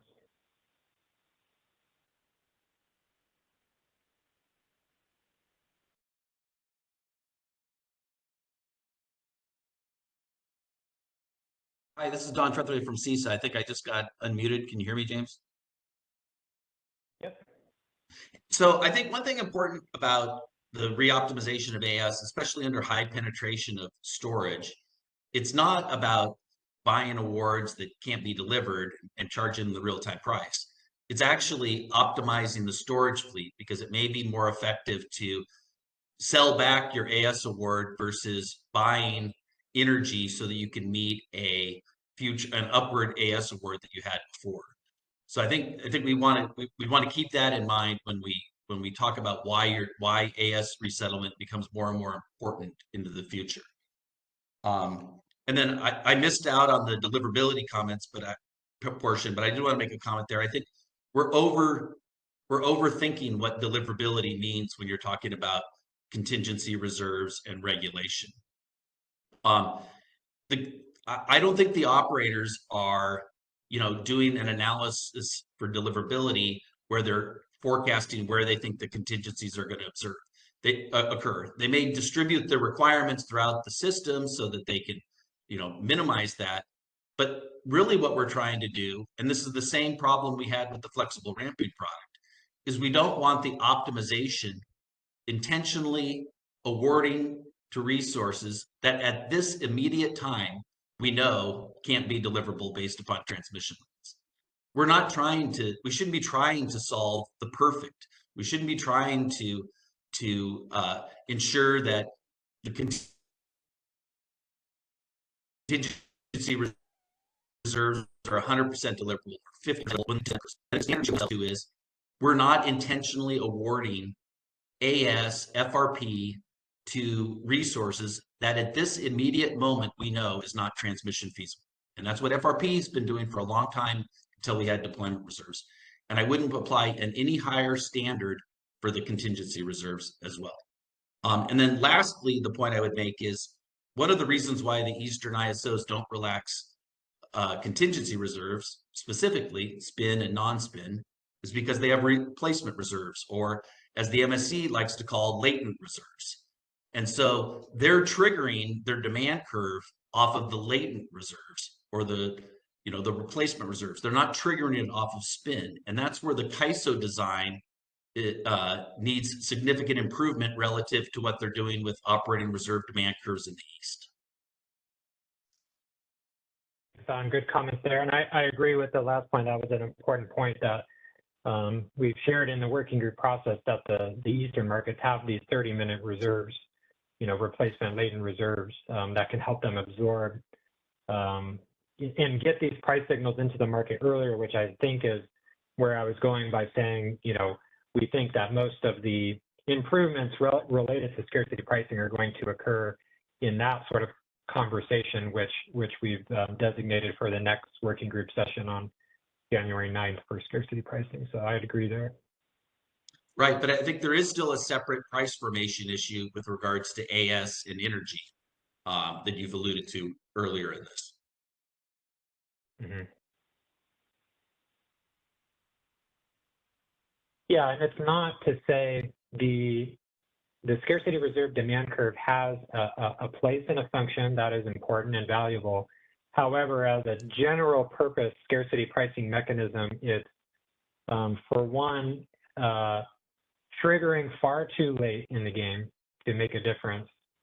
And so it is still valuable to set, proper ancillary service marginal prices during actual ancillary service shortages. But what I think you're alluding to is we want to have that price signal much, much earlier than when the actual shortage occurs, which we're going to need some sort of additional latent reserve to provide that sort of buffer to know when we're getting close to that point, that the incremental price will then rise as that reserve becomes more and more short. Which, so I think that's sort of what we're going to talk about in the January 9th session.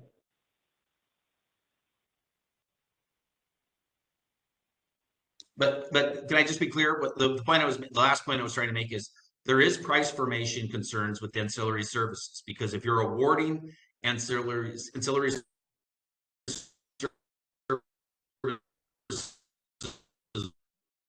where it's no intention, you're decreasing energy prices and you're decreasing gas prices as a result. Mm-hmm. Yep, I think we agree with that.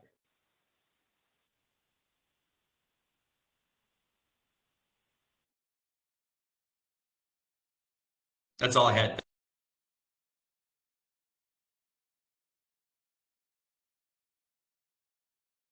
Hi, Alan Meck, PG&E. I'm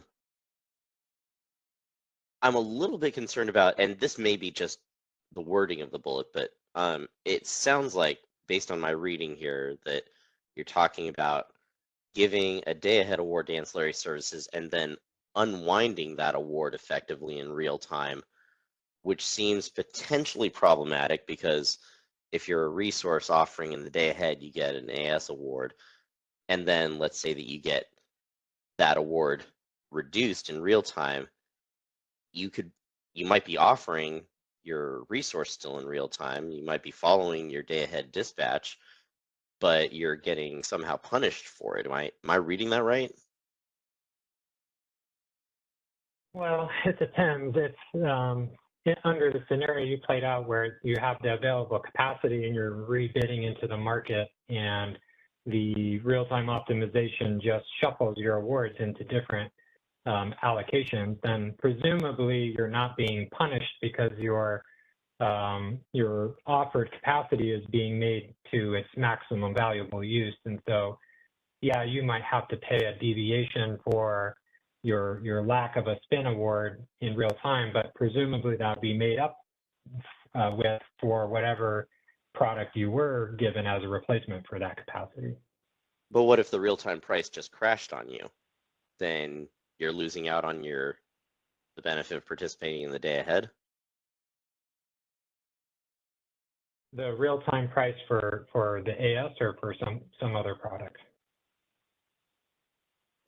Well, let's just say AS, but presumably it would have spillover impacts. I mean, if the AS price crashes, that's probably because the energy price crashes, because renewables came in above forecast or load came in below forecast.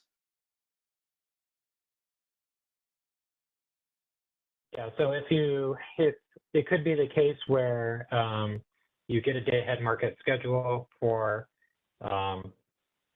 say spinning reserve for some quantity, and then when you're offering that spinning reserve quantity back into the market, the optimization decides based on the prevailing prices to reduce your AS schedule, and maybe it's not giving you some other, let's say it's not giving you some other, there's a lot of renewables, there's not a lot of load, so it's not going to give you an incremental award of any other sort.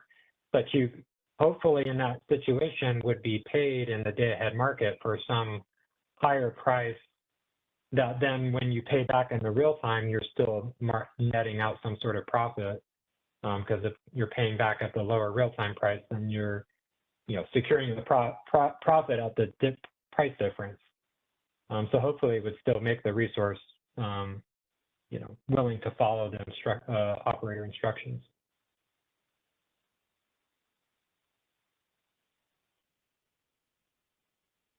Okay, so if it gets unwound in the real time, then you're buying back at the lower price. That's right. Under the concept of this particular settlement, yeah. Right. I get you, which is obviously not the current paradigm. I understand that. Okay. Yeah. All right, thank you. Yeah, of course. Any other comments or questions following up on the questions that we had on this topic from JK and Alva, Don, and Alan?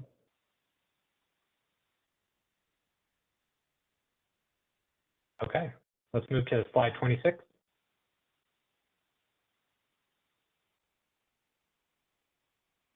So as part of the thinking internally about how to simplify the potential move to full AS reoptimization in real time, there are a series of potential enhancements that can be made that don't, as we pointed out earlier, may not have any direct impact on scarcity pricing, but could potentially simplify procedures and market processes for preparing for a full reoptimization.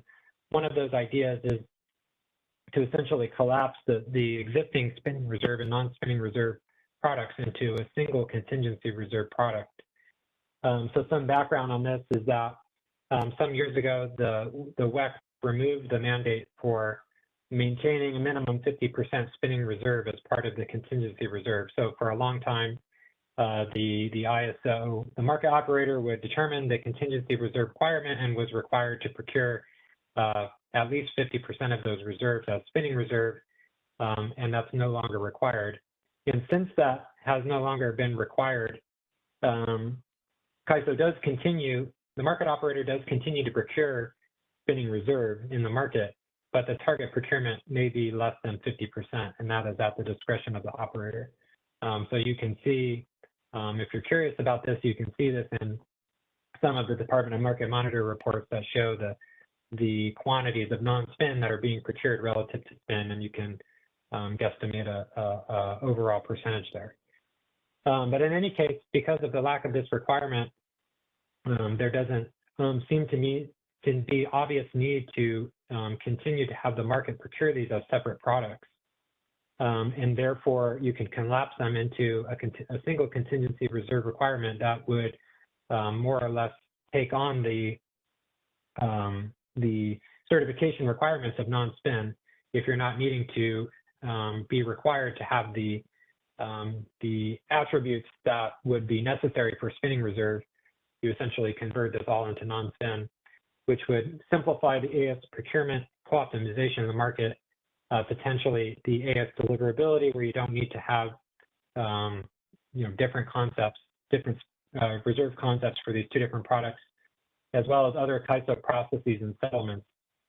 There may be some challenges where there are some resources are contractually required to self-provide spinning reserve. And so over time, participants may need to update that contractual agreements to do that self-provision. And to the extent that a single contingency reserve product has different requirements than spinning reserve and non-spinning reserve, resources may need to update their AS certification. There are some resources that are eligible for spin and reserve and not, or certified for spin and not for non-spin, and some that are certified for non-spin and not for spin. So you would have to potentially update and harmonize the AS certification for this. So we'll take some questions and comments on this concept. Hi, it's Don Trethewey from CSET. Hey, James, is CAISO still procuring frequency response from other balancing authority areas in the WEC? Good question, and I'm not sure. I'm getting an answer on chat that the answer is no. Okay, because I was wondering if this change would actually decrease the need for doing that. So thanks. Thank you.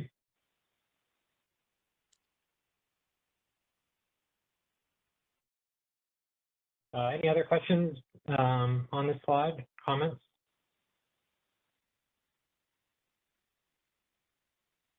Okay, let's go to the next slide.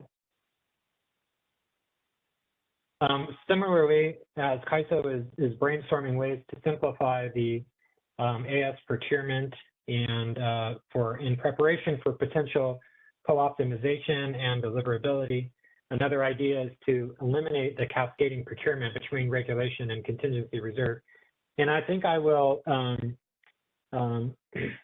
generally in this slide, the concept of contingency reserve when it's brought up is assuming to meet a collapse spin and non-spin requirement. But I think for the most part, I continue to use the term spin and non-spin here. But if you mentally combine the term spin and non-spin into a single contingency reserve requirement, you can incorporate the changes brought up on the previous slide. So if you're today, the market is able to substitute quote unquote higher quality AS products to meet lower quality products if it's economic to do so. So for example, the market can substitute the procurement of regulation up for spin and non-spin if the cost of procuring the regulation up is less than or equal to the incremental cost of the spin or non-spin, it can do that. And the market can also substitute spin for non-spin if the incremental cost of procuring spin is less than or equal to non-spin. The market can procure that as well. And so the cascading AS procurement has created some operational concern in the sense that increasing battery penetration is resulting in more substitution of regulation up for spin and non-spin requirements because the battery fleet is so actively participating in the regulation up market that the market through the cascading procurement is often procuring regulation up as a substitute for spin and non-spin. And the CAISO operators have observed times where under stress conditions, the dispatch of regulation up through AGC to meet real-time needs can leave CAISO exposed to intervals with little or no contingency reserve capacity because of this cascading. And so, these can be seen as separate products that meet separate needs, and perhaps it seems it's appropriate to no longer cascade them and to procure them as separate products. We'll go to the next slide and then I'll pause for questions. So this is just a brainstorming of some potential impacts where we're happy to hear about others from the working group. It could potentially result in higher spin and non-spin procurement costs, since the market can no longer use regulation to substitute for spin and non-spin when it's economic to do so. However, on the flip side, you could see lower regulation up procurement costs, since it would be priced independently based on its own supply and demand fundamentals. So because the procurement of the reserves are cascading in the market, the marginal prices of the products are also cascading, in the sense where the regulation up marginal price builds upon the shadow price of the spin and non-spin requirement. And so because in a world where they're procured as completely separate products, the other than the opportunity cost of providing one product or another, the marginal prices of regulation up and contingency reserve would rely on its own supply and demand fundamentals. It's possible that this change could increase the scarcity pricing events in the spin and non-spin part of the scarcity reserve demand curve that previously could have been mitigated by regulation up substitution. So that's possible. In general, as with the previous slide, the CAISO PFE team thinks that this could simplify AS procurement, co-optimization, deliverability, and other related CAISO processes and settlements in order to, as an option to simplify for preparation for reoptimization deliverability. That potentially it can improve grid reliability by maintaining a clearer separation between the regulation and contingency reserves, which is a nod to potentially resolving the issue brought up on the last slide. And then as a final note, that if we were to collapse spin and non-spin into a single product and then remove the cascading market procurement, we would need to decide, working group, if the current scheduling run penalty prices and pricing and scarcity reserve demand curve values still make sense, in the sense that regulation up is seen as the higher quality product relative to spin or non-spin. And so if you were to procure them as separate products, does it continue to make sense to have them in the order that they're in with the values that we have in both the penalty prices and the reserve demand curve that's there? So I'll pause there to take any questions or comments.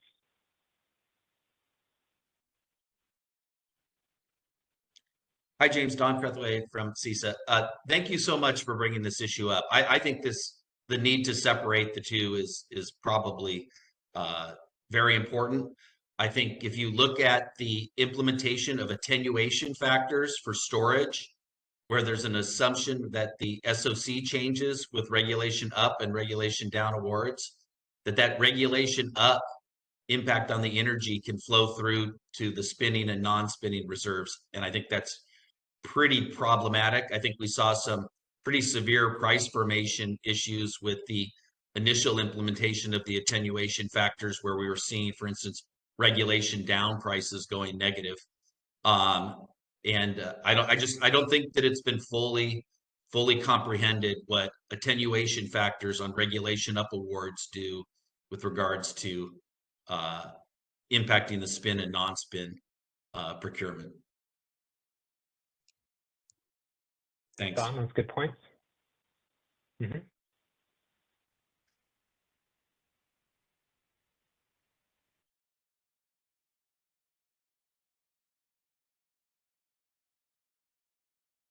Hi, this is Alva. It seems to me like there's potentially an intermediate solution here.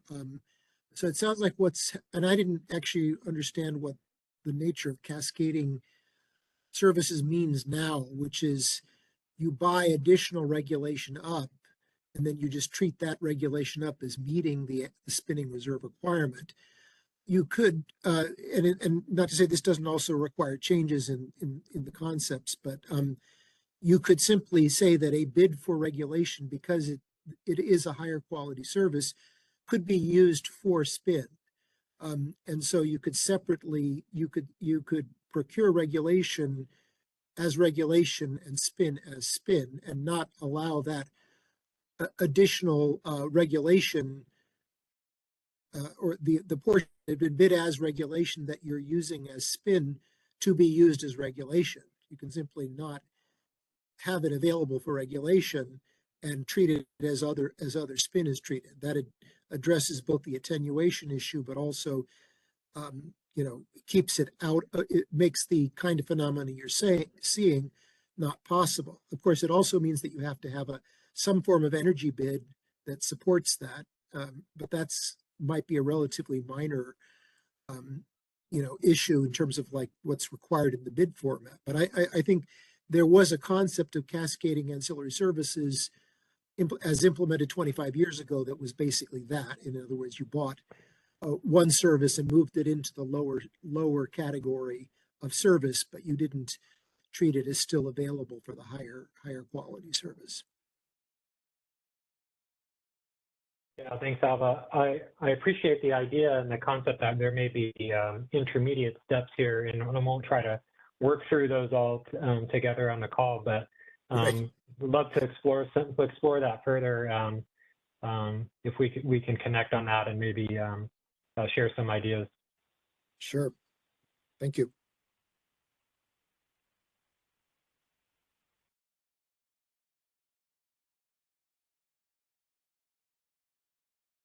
This is Mike Florio, Florio Consulting. I wanted to second Alva's point and recall that back those 25 or however many years ago, the cascading procurement of ancillary services was instituted to eliminate a gaming opportunity. And before any movement on this, I would want to have DMM opine on whether that gaming opportunity is still real. It certainly was back during the energy crisis in 2000, and wouldn't want to inadvertently recreate an opportunity that's been closed for 25 years. Yeah, fair comments, and that we would need to do our due diligence to make sure that the reasons that cascading procurement was implemented in the first place are able to be resolved by any updates. So that's very important. And of course, we'll work closely and take the feedback of the market monitor very seriously if we pursue this type of change.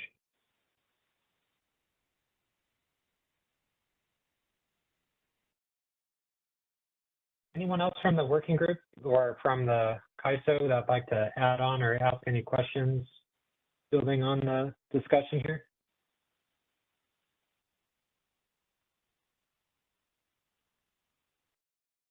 Okay, let's go to the next slide.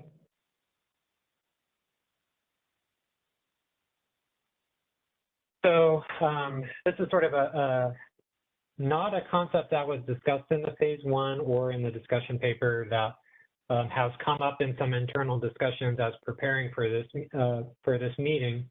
And we'd like to provide sort of some opposing and agreeing arguments for whether or not the market should trigger the scarcity reserve demand curve when arming load.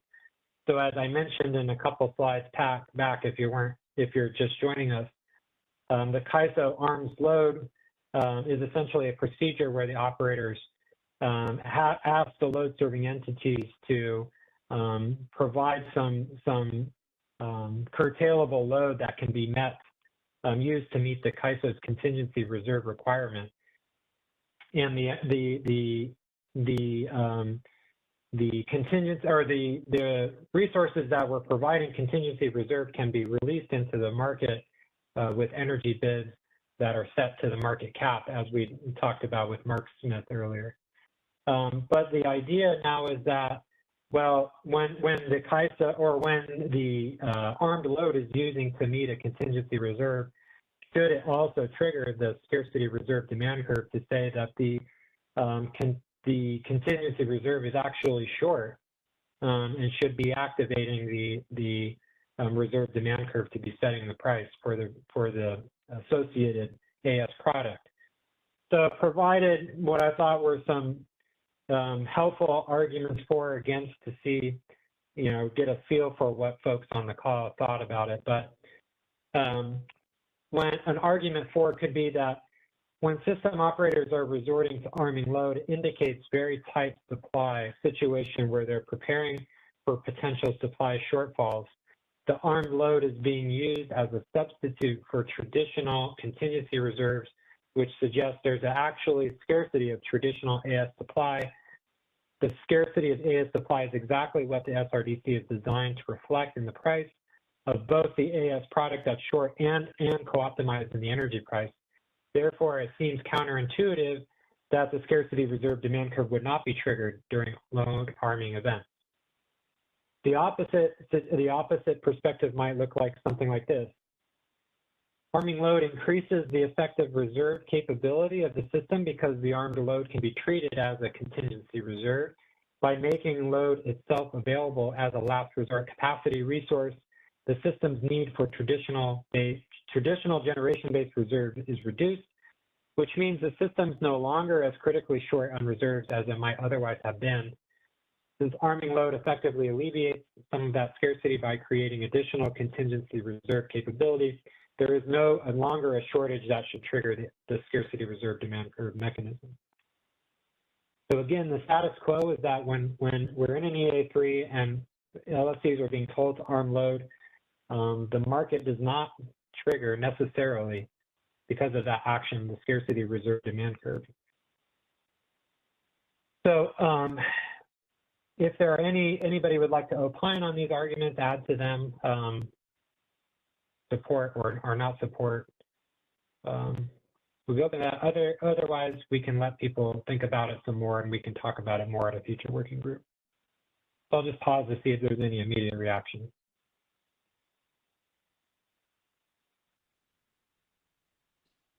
James, I wanted to add on to your explanation of this.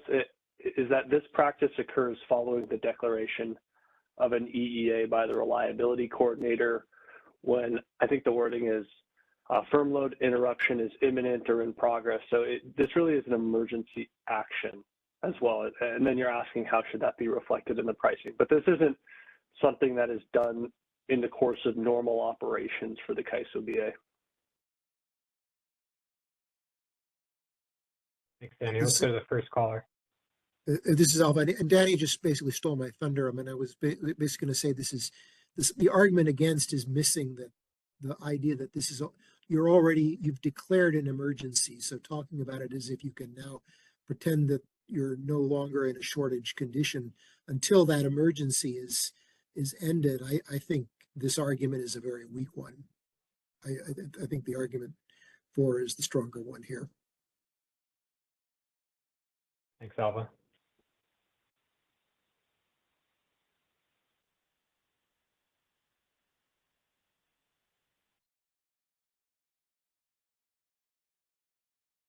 Don Trethway at CISA.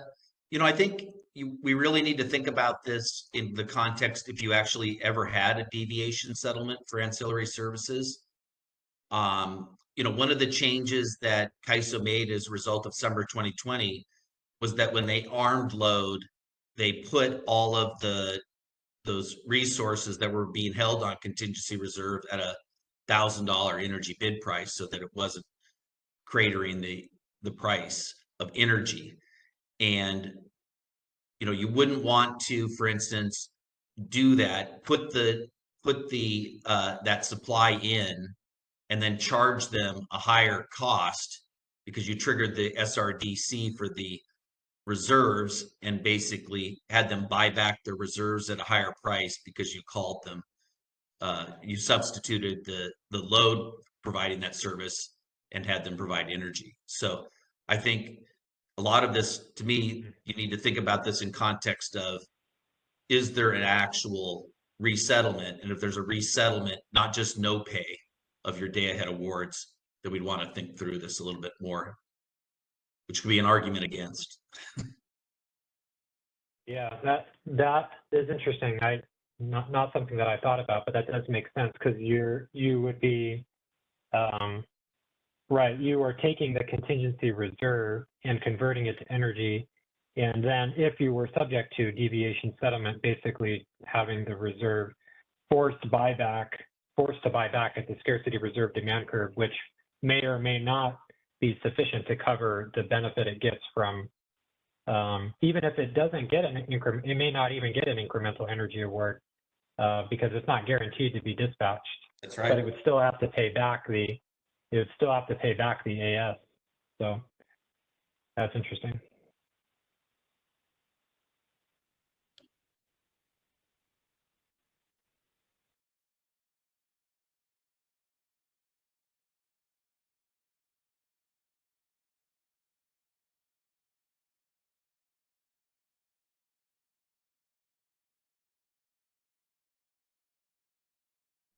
Hey, Seth, I see you're unmuted on WebEx, but we can't hear you.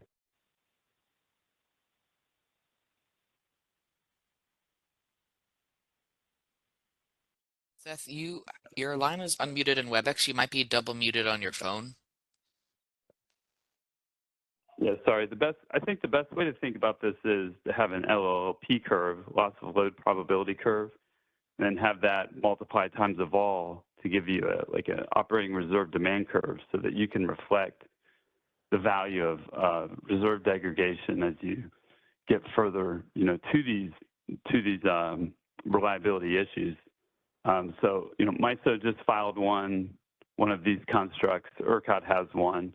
But effectively what you're doing is you go down your reserve stack, you're constantly reflecting the value of the loss reliability value of degrading, of going down and getting lower and lower reserves. And then you don't have to think about trying to price these cliff events because what you're doing is you're just reflecting the reliability value, the loss reliability value as you approach firm load, an involuntary firm load shedding event. Yeah, thanks, Seth. And I'll note that we teed that up for that sort of concept up for more discussion. I think it's on the January 23rd session that's coming up. So we will have some time and space to think more about those types of concepts where you're using some sort of value of loss load times loss of load probability function to inform an overall ORDC as you described. So stay tuned and we'll get to that soon. Okay, thank you for that. Thank you.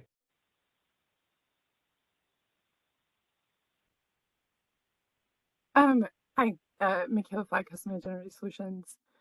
So I was wondering if this arming load would still be a procedure if CAISO were to move to fully co-optimizing energy and AS in real time.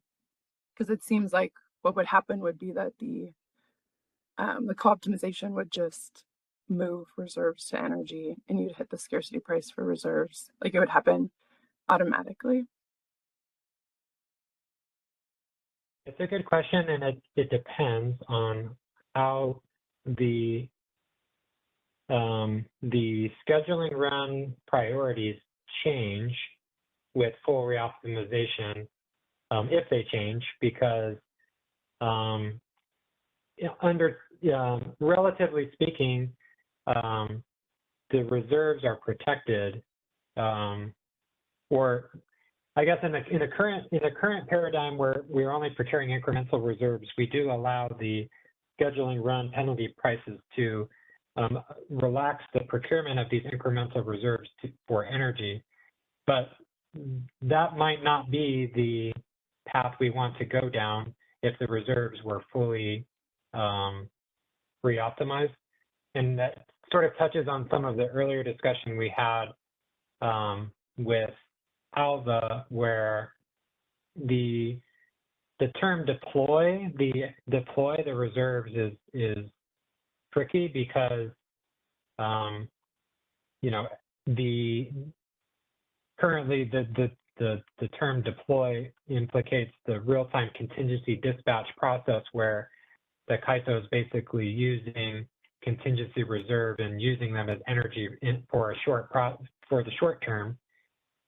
Which is not quite the same thing as converting a contingency reserve award into energy, because in the former, or in the latter part of that, we're implying that the overall contingency reserve requirement stayed the same. It's just moved from one resource to another. But to actually use the contingency reserve as energy either implicates the real-time contingency dispatch, or in this case, this is an operator action that can sort of override that part of it and release those operating reserves into the market as energy as sort of a last resort. So I don't think we have enough information yet to know for sure, but I would suspect that this would probably still be a procedure that we would rely on, even if the reserves were fully reoptimized. But we'll certainly think about that some more. It's a good question. James, I would agree with everything that you said. What this could do, to the extent it's reoptimized, is have a much more targeted quantity of load that needs to be armed by the CAISO BAA if this operating practice continues. Right now, large chunks of the pre-procured reserve are just released back for energy dispatch and load is armed.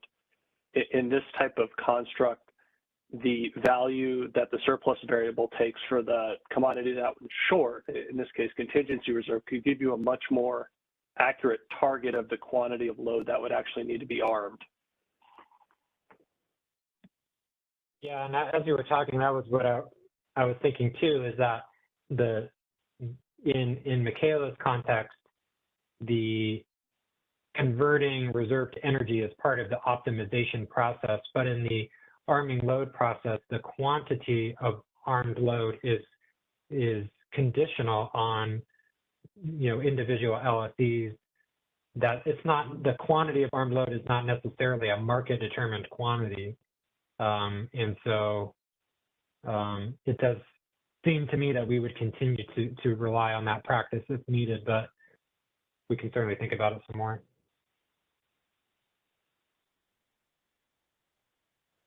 Since we have no other comments on?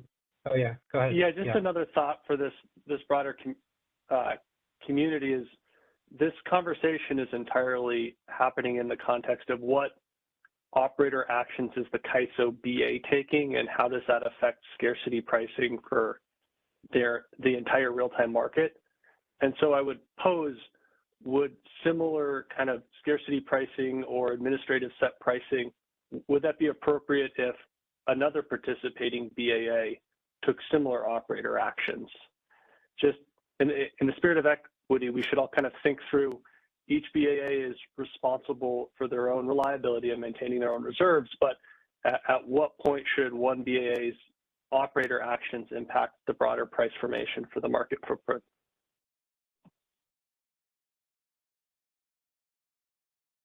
Thanks, Danny. Let's go to the next slide. Oh, we'll stay on slide 29. There was a question that came. It's not really a question, I guess, more just an observation as we get into all these questions about, deployment. But I mean, from a big picture perspective, the whole idea is really these ancillary services, or the way I think about it is it's like an insurance policy. So part of proper price formation is paying for availability and showing up, and the incentive to show up again in real time. And so just, I guess the question is arising for me with the reoptimization. Are you removing some of that incentive? And, in some ways sort of missing the big picture of this is it's about being available, not being deployed per se. Just like arming load is a last resort, you're not actually wanting to have to shed load. So again, it's a upstream signal as opposed to a reward for deployment or behavior. So I don't know. I guess I put that in the arguments for for this concept, but also just something to keep in mind for the big picture design. Thanks. Yeah, thanks, Evelyn. In general, I think that the reoptimization of reserve, and then maybe in combination with the changes in the settlement, actually strengthen the incentive for availability, because you are the resource that is being procured for day-ahead market AS. If they're not available in the real time, then they're subject to pay back the replacement cost of the reserve, and that's different than today's construct. A little more penal than today's construct, potentially, depending on the reserve price. I think that the incentives in general are potentially stronger, but yeah, we'll have to think more about the feedback that we've gotten on this particular issue.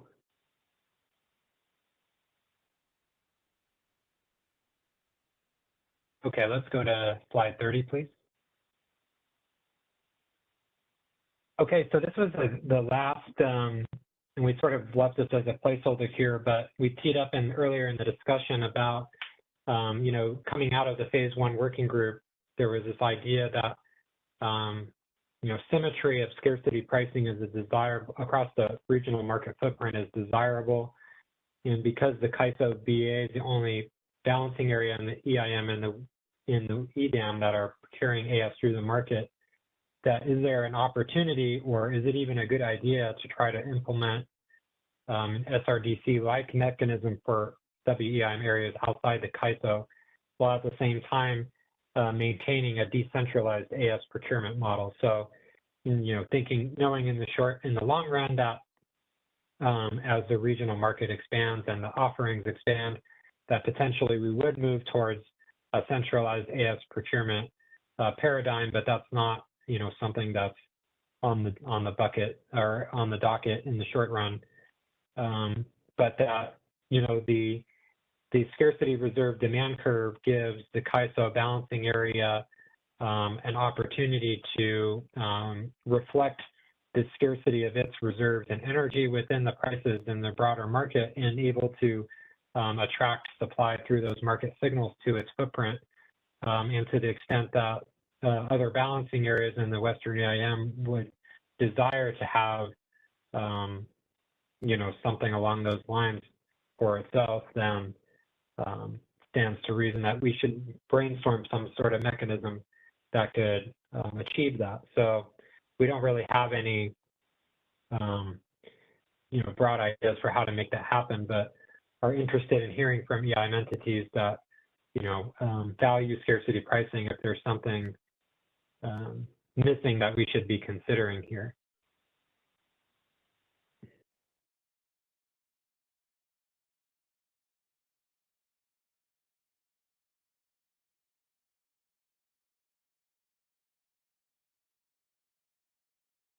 So we'll come back to this question in future sessions, but just something to tee up for the broader group. And of course, the enhancements that we're going to consider in the January 9th upcoming session will be universal across the market footprint, more or less, as a general concept. So it could be that those types of features are sufficient. So it's probably better to wait for, it's probably better to have sort of more holistic feedback once we have the full scope of all the scarcity pricing changes. We can come back to this question. There's a question in the queue.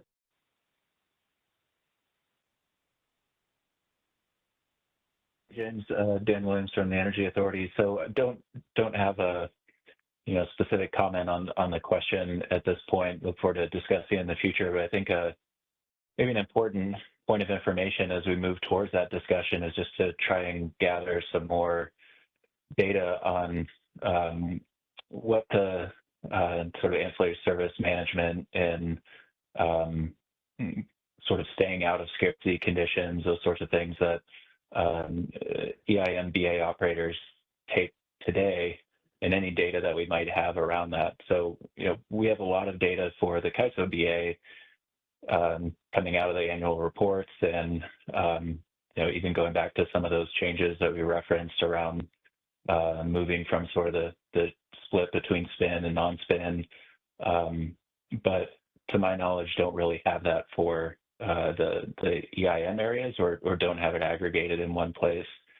And whenever talking about getting into scarcity conditions, it's always important to consider sort of the decisions that were made before you got into them, especially when there are sort of discretionary decisions around where to set the procurement targets, and a lot of different things sort of play into what actually happens in real time when you get to those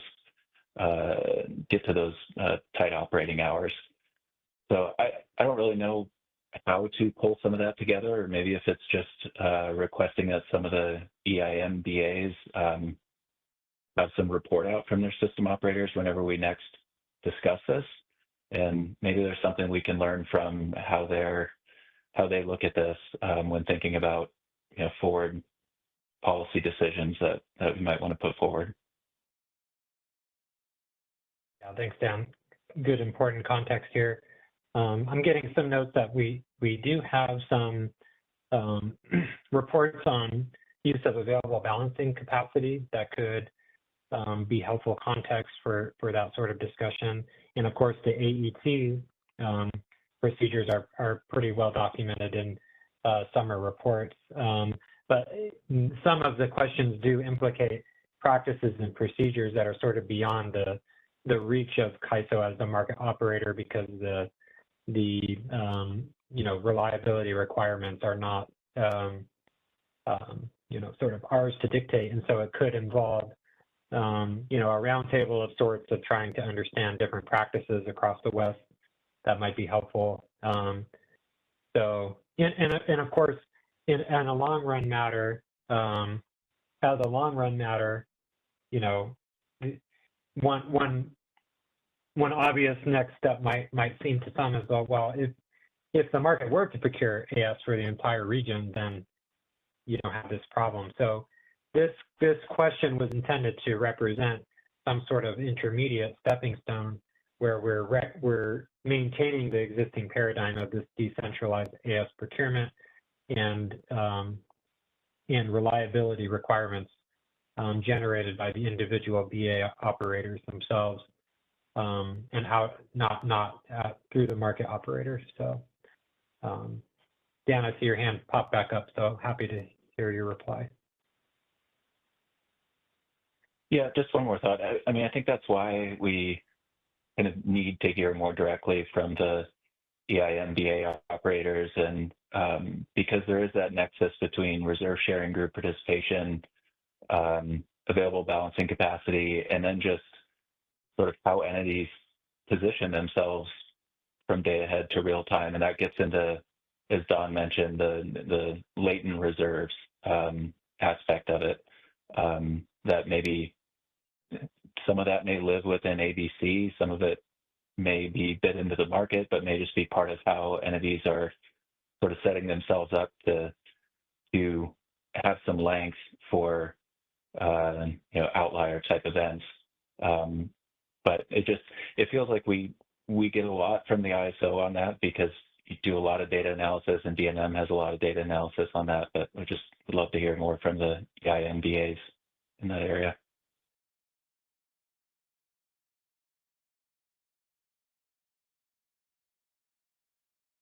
Thanks, Dan.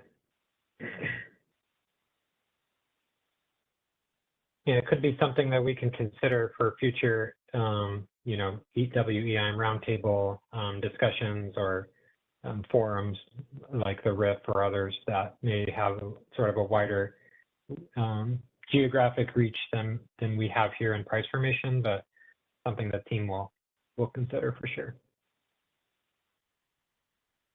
Okay, let's go to the next slide, please. So this is some summary. Much of this we've talked about today, but many of the changes that were discussed today would require significant software settlement, procedural changes, operational changes. And so CAISO recognizes that this is a very complex undertaking. We really appreciate all the feedback today. We don't have, we'll continue to work creatively with stakeholders to try to identify a solution that could potentially work here. But we wanted to be transparent in recognizing the limitations, and hopefully we can come up with something here. We want to recognize here in the bullet too, as I mentioned a few times during this call, that the benefits of these enhancements extend well beyond scarcity pricing, and in fact are, sort of tangentially related to scarcity pricing. That being said, we think that there are important price formation benefits and market efficiencies that can be gained from the general concept of re-optimizing ancillary services in real time beyond just the impact of scarcity pricing. And because these changes are so complicated, it may be appropriate for the working group to consider whether or not ancillary service procurement enhancements should be discussed holistically in its own distinct policy effort where, as a few people noted, some of the discussions that we had related to some of the auxiliary elements you might want to consider in preparation for deliverable and re-optimized reserves don't really have much to do with scarcity pricing.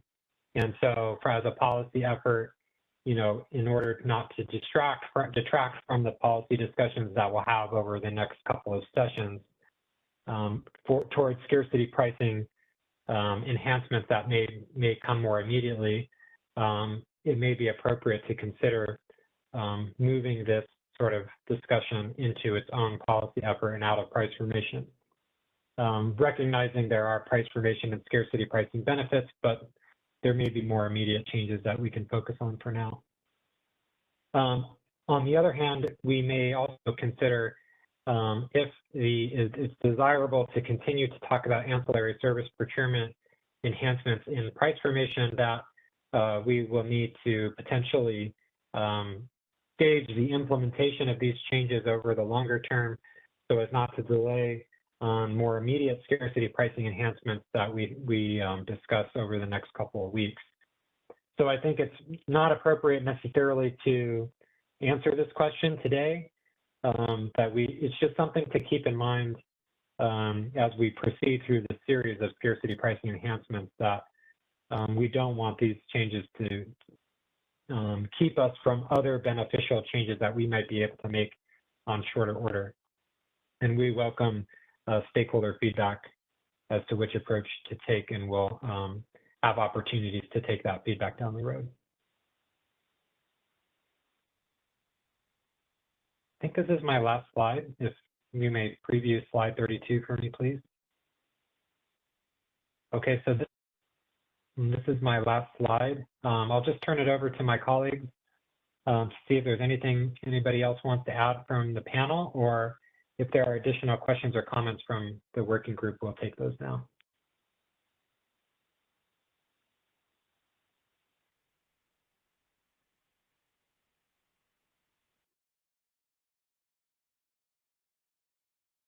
Okay, seeing none, then we will, I'll pass it back to you, Brenda.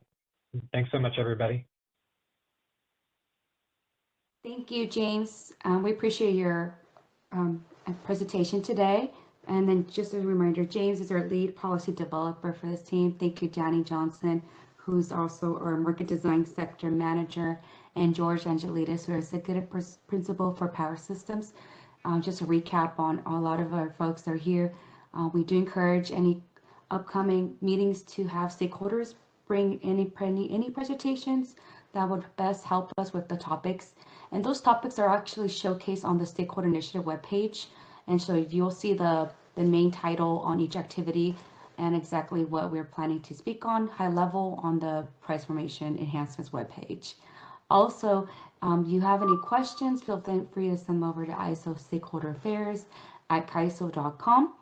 And then lastly, we do have our energy blog matters as we highlight the end of the year.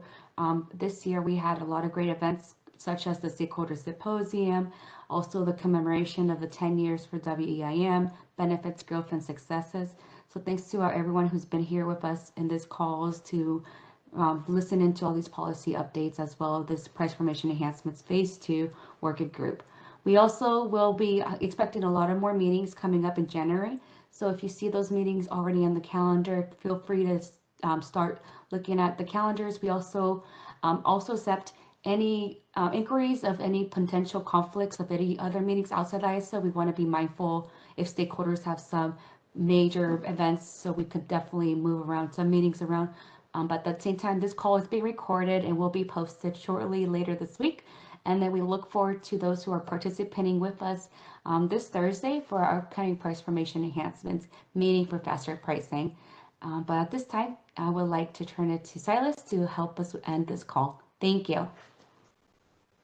Thank you to all of our speakers, and thank you all in the audience for joining us today. With that, our call is concluded, and you may now disconnect.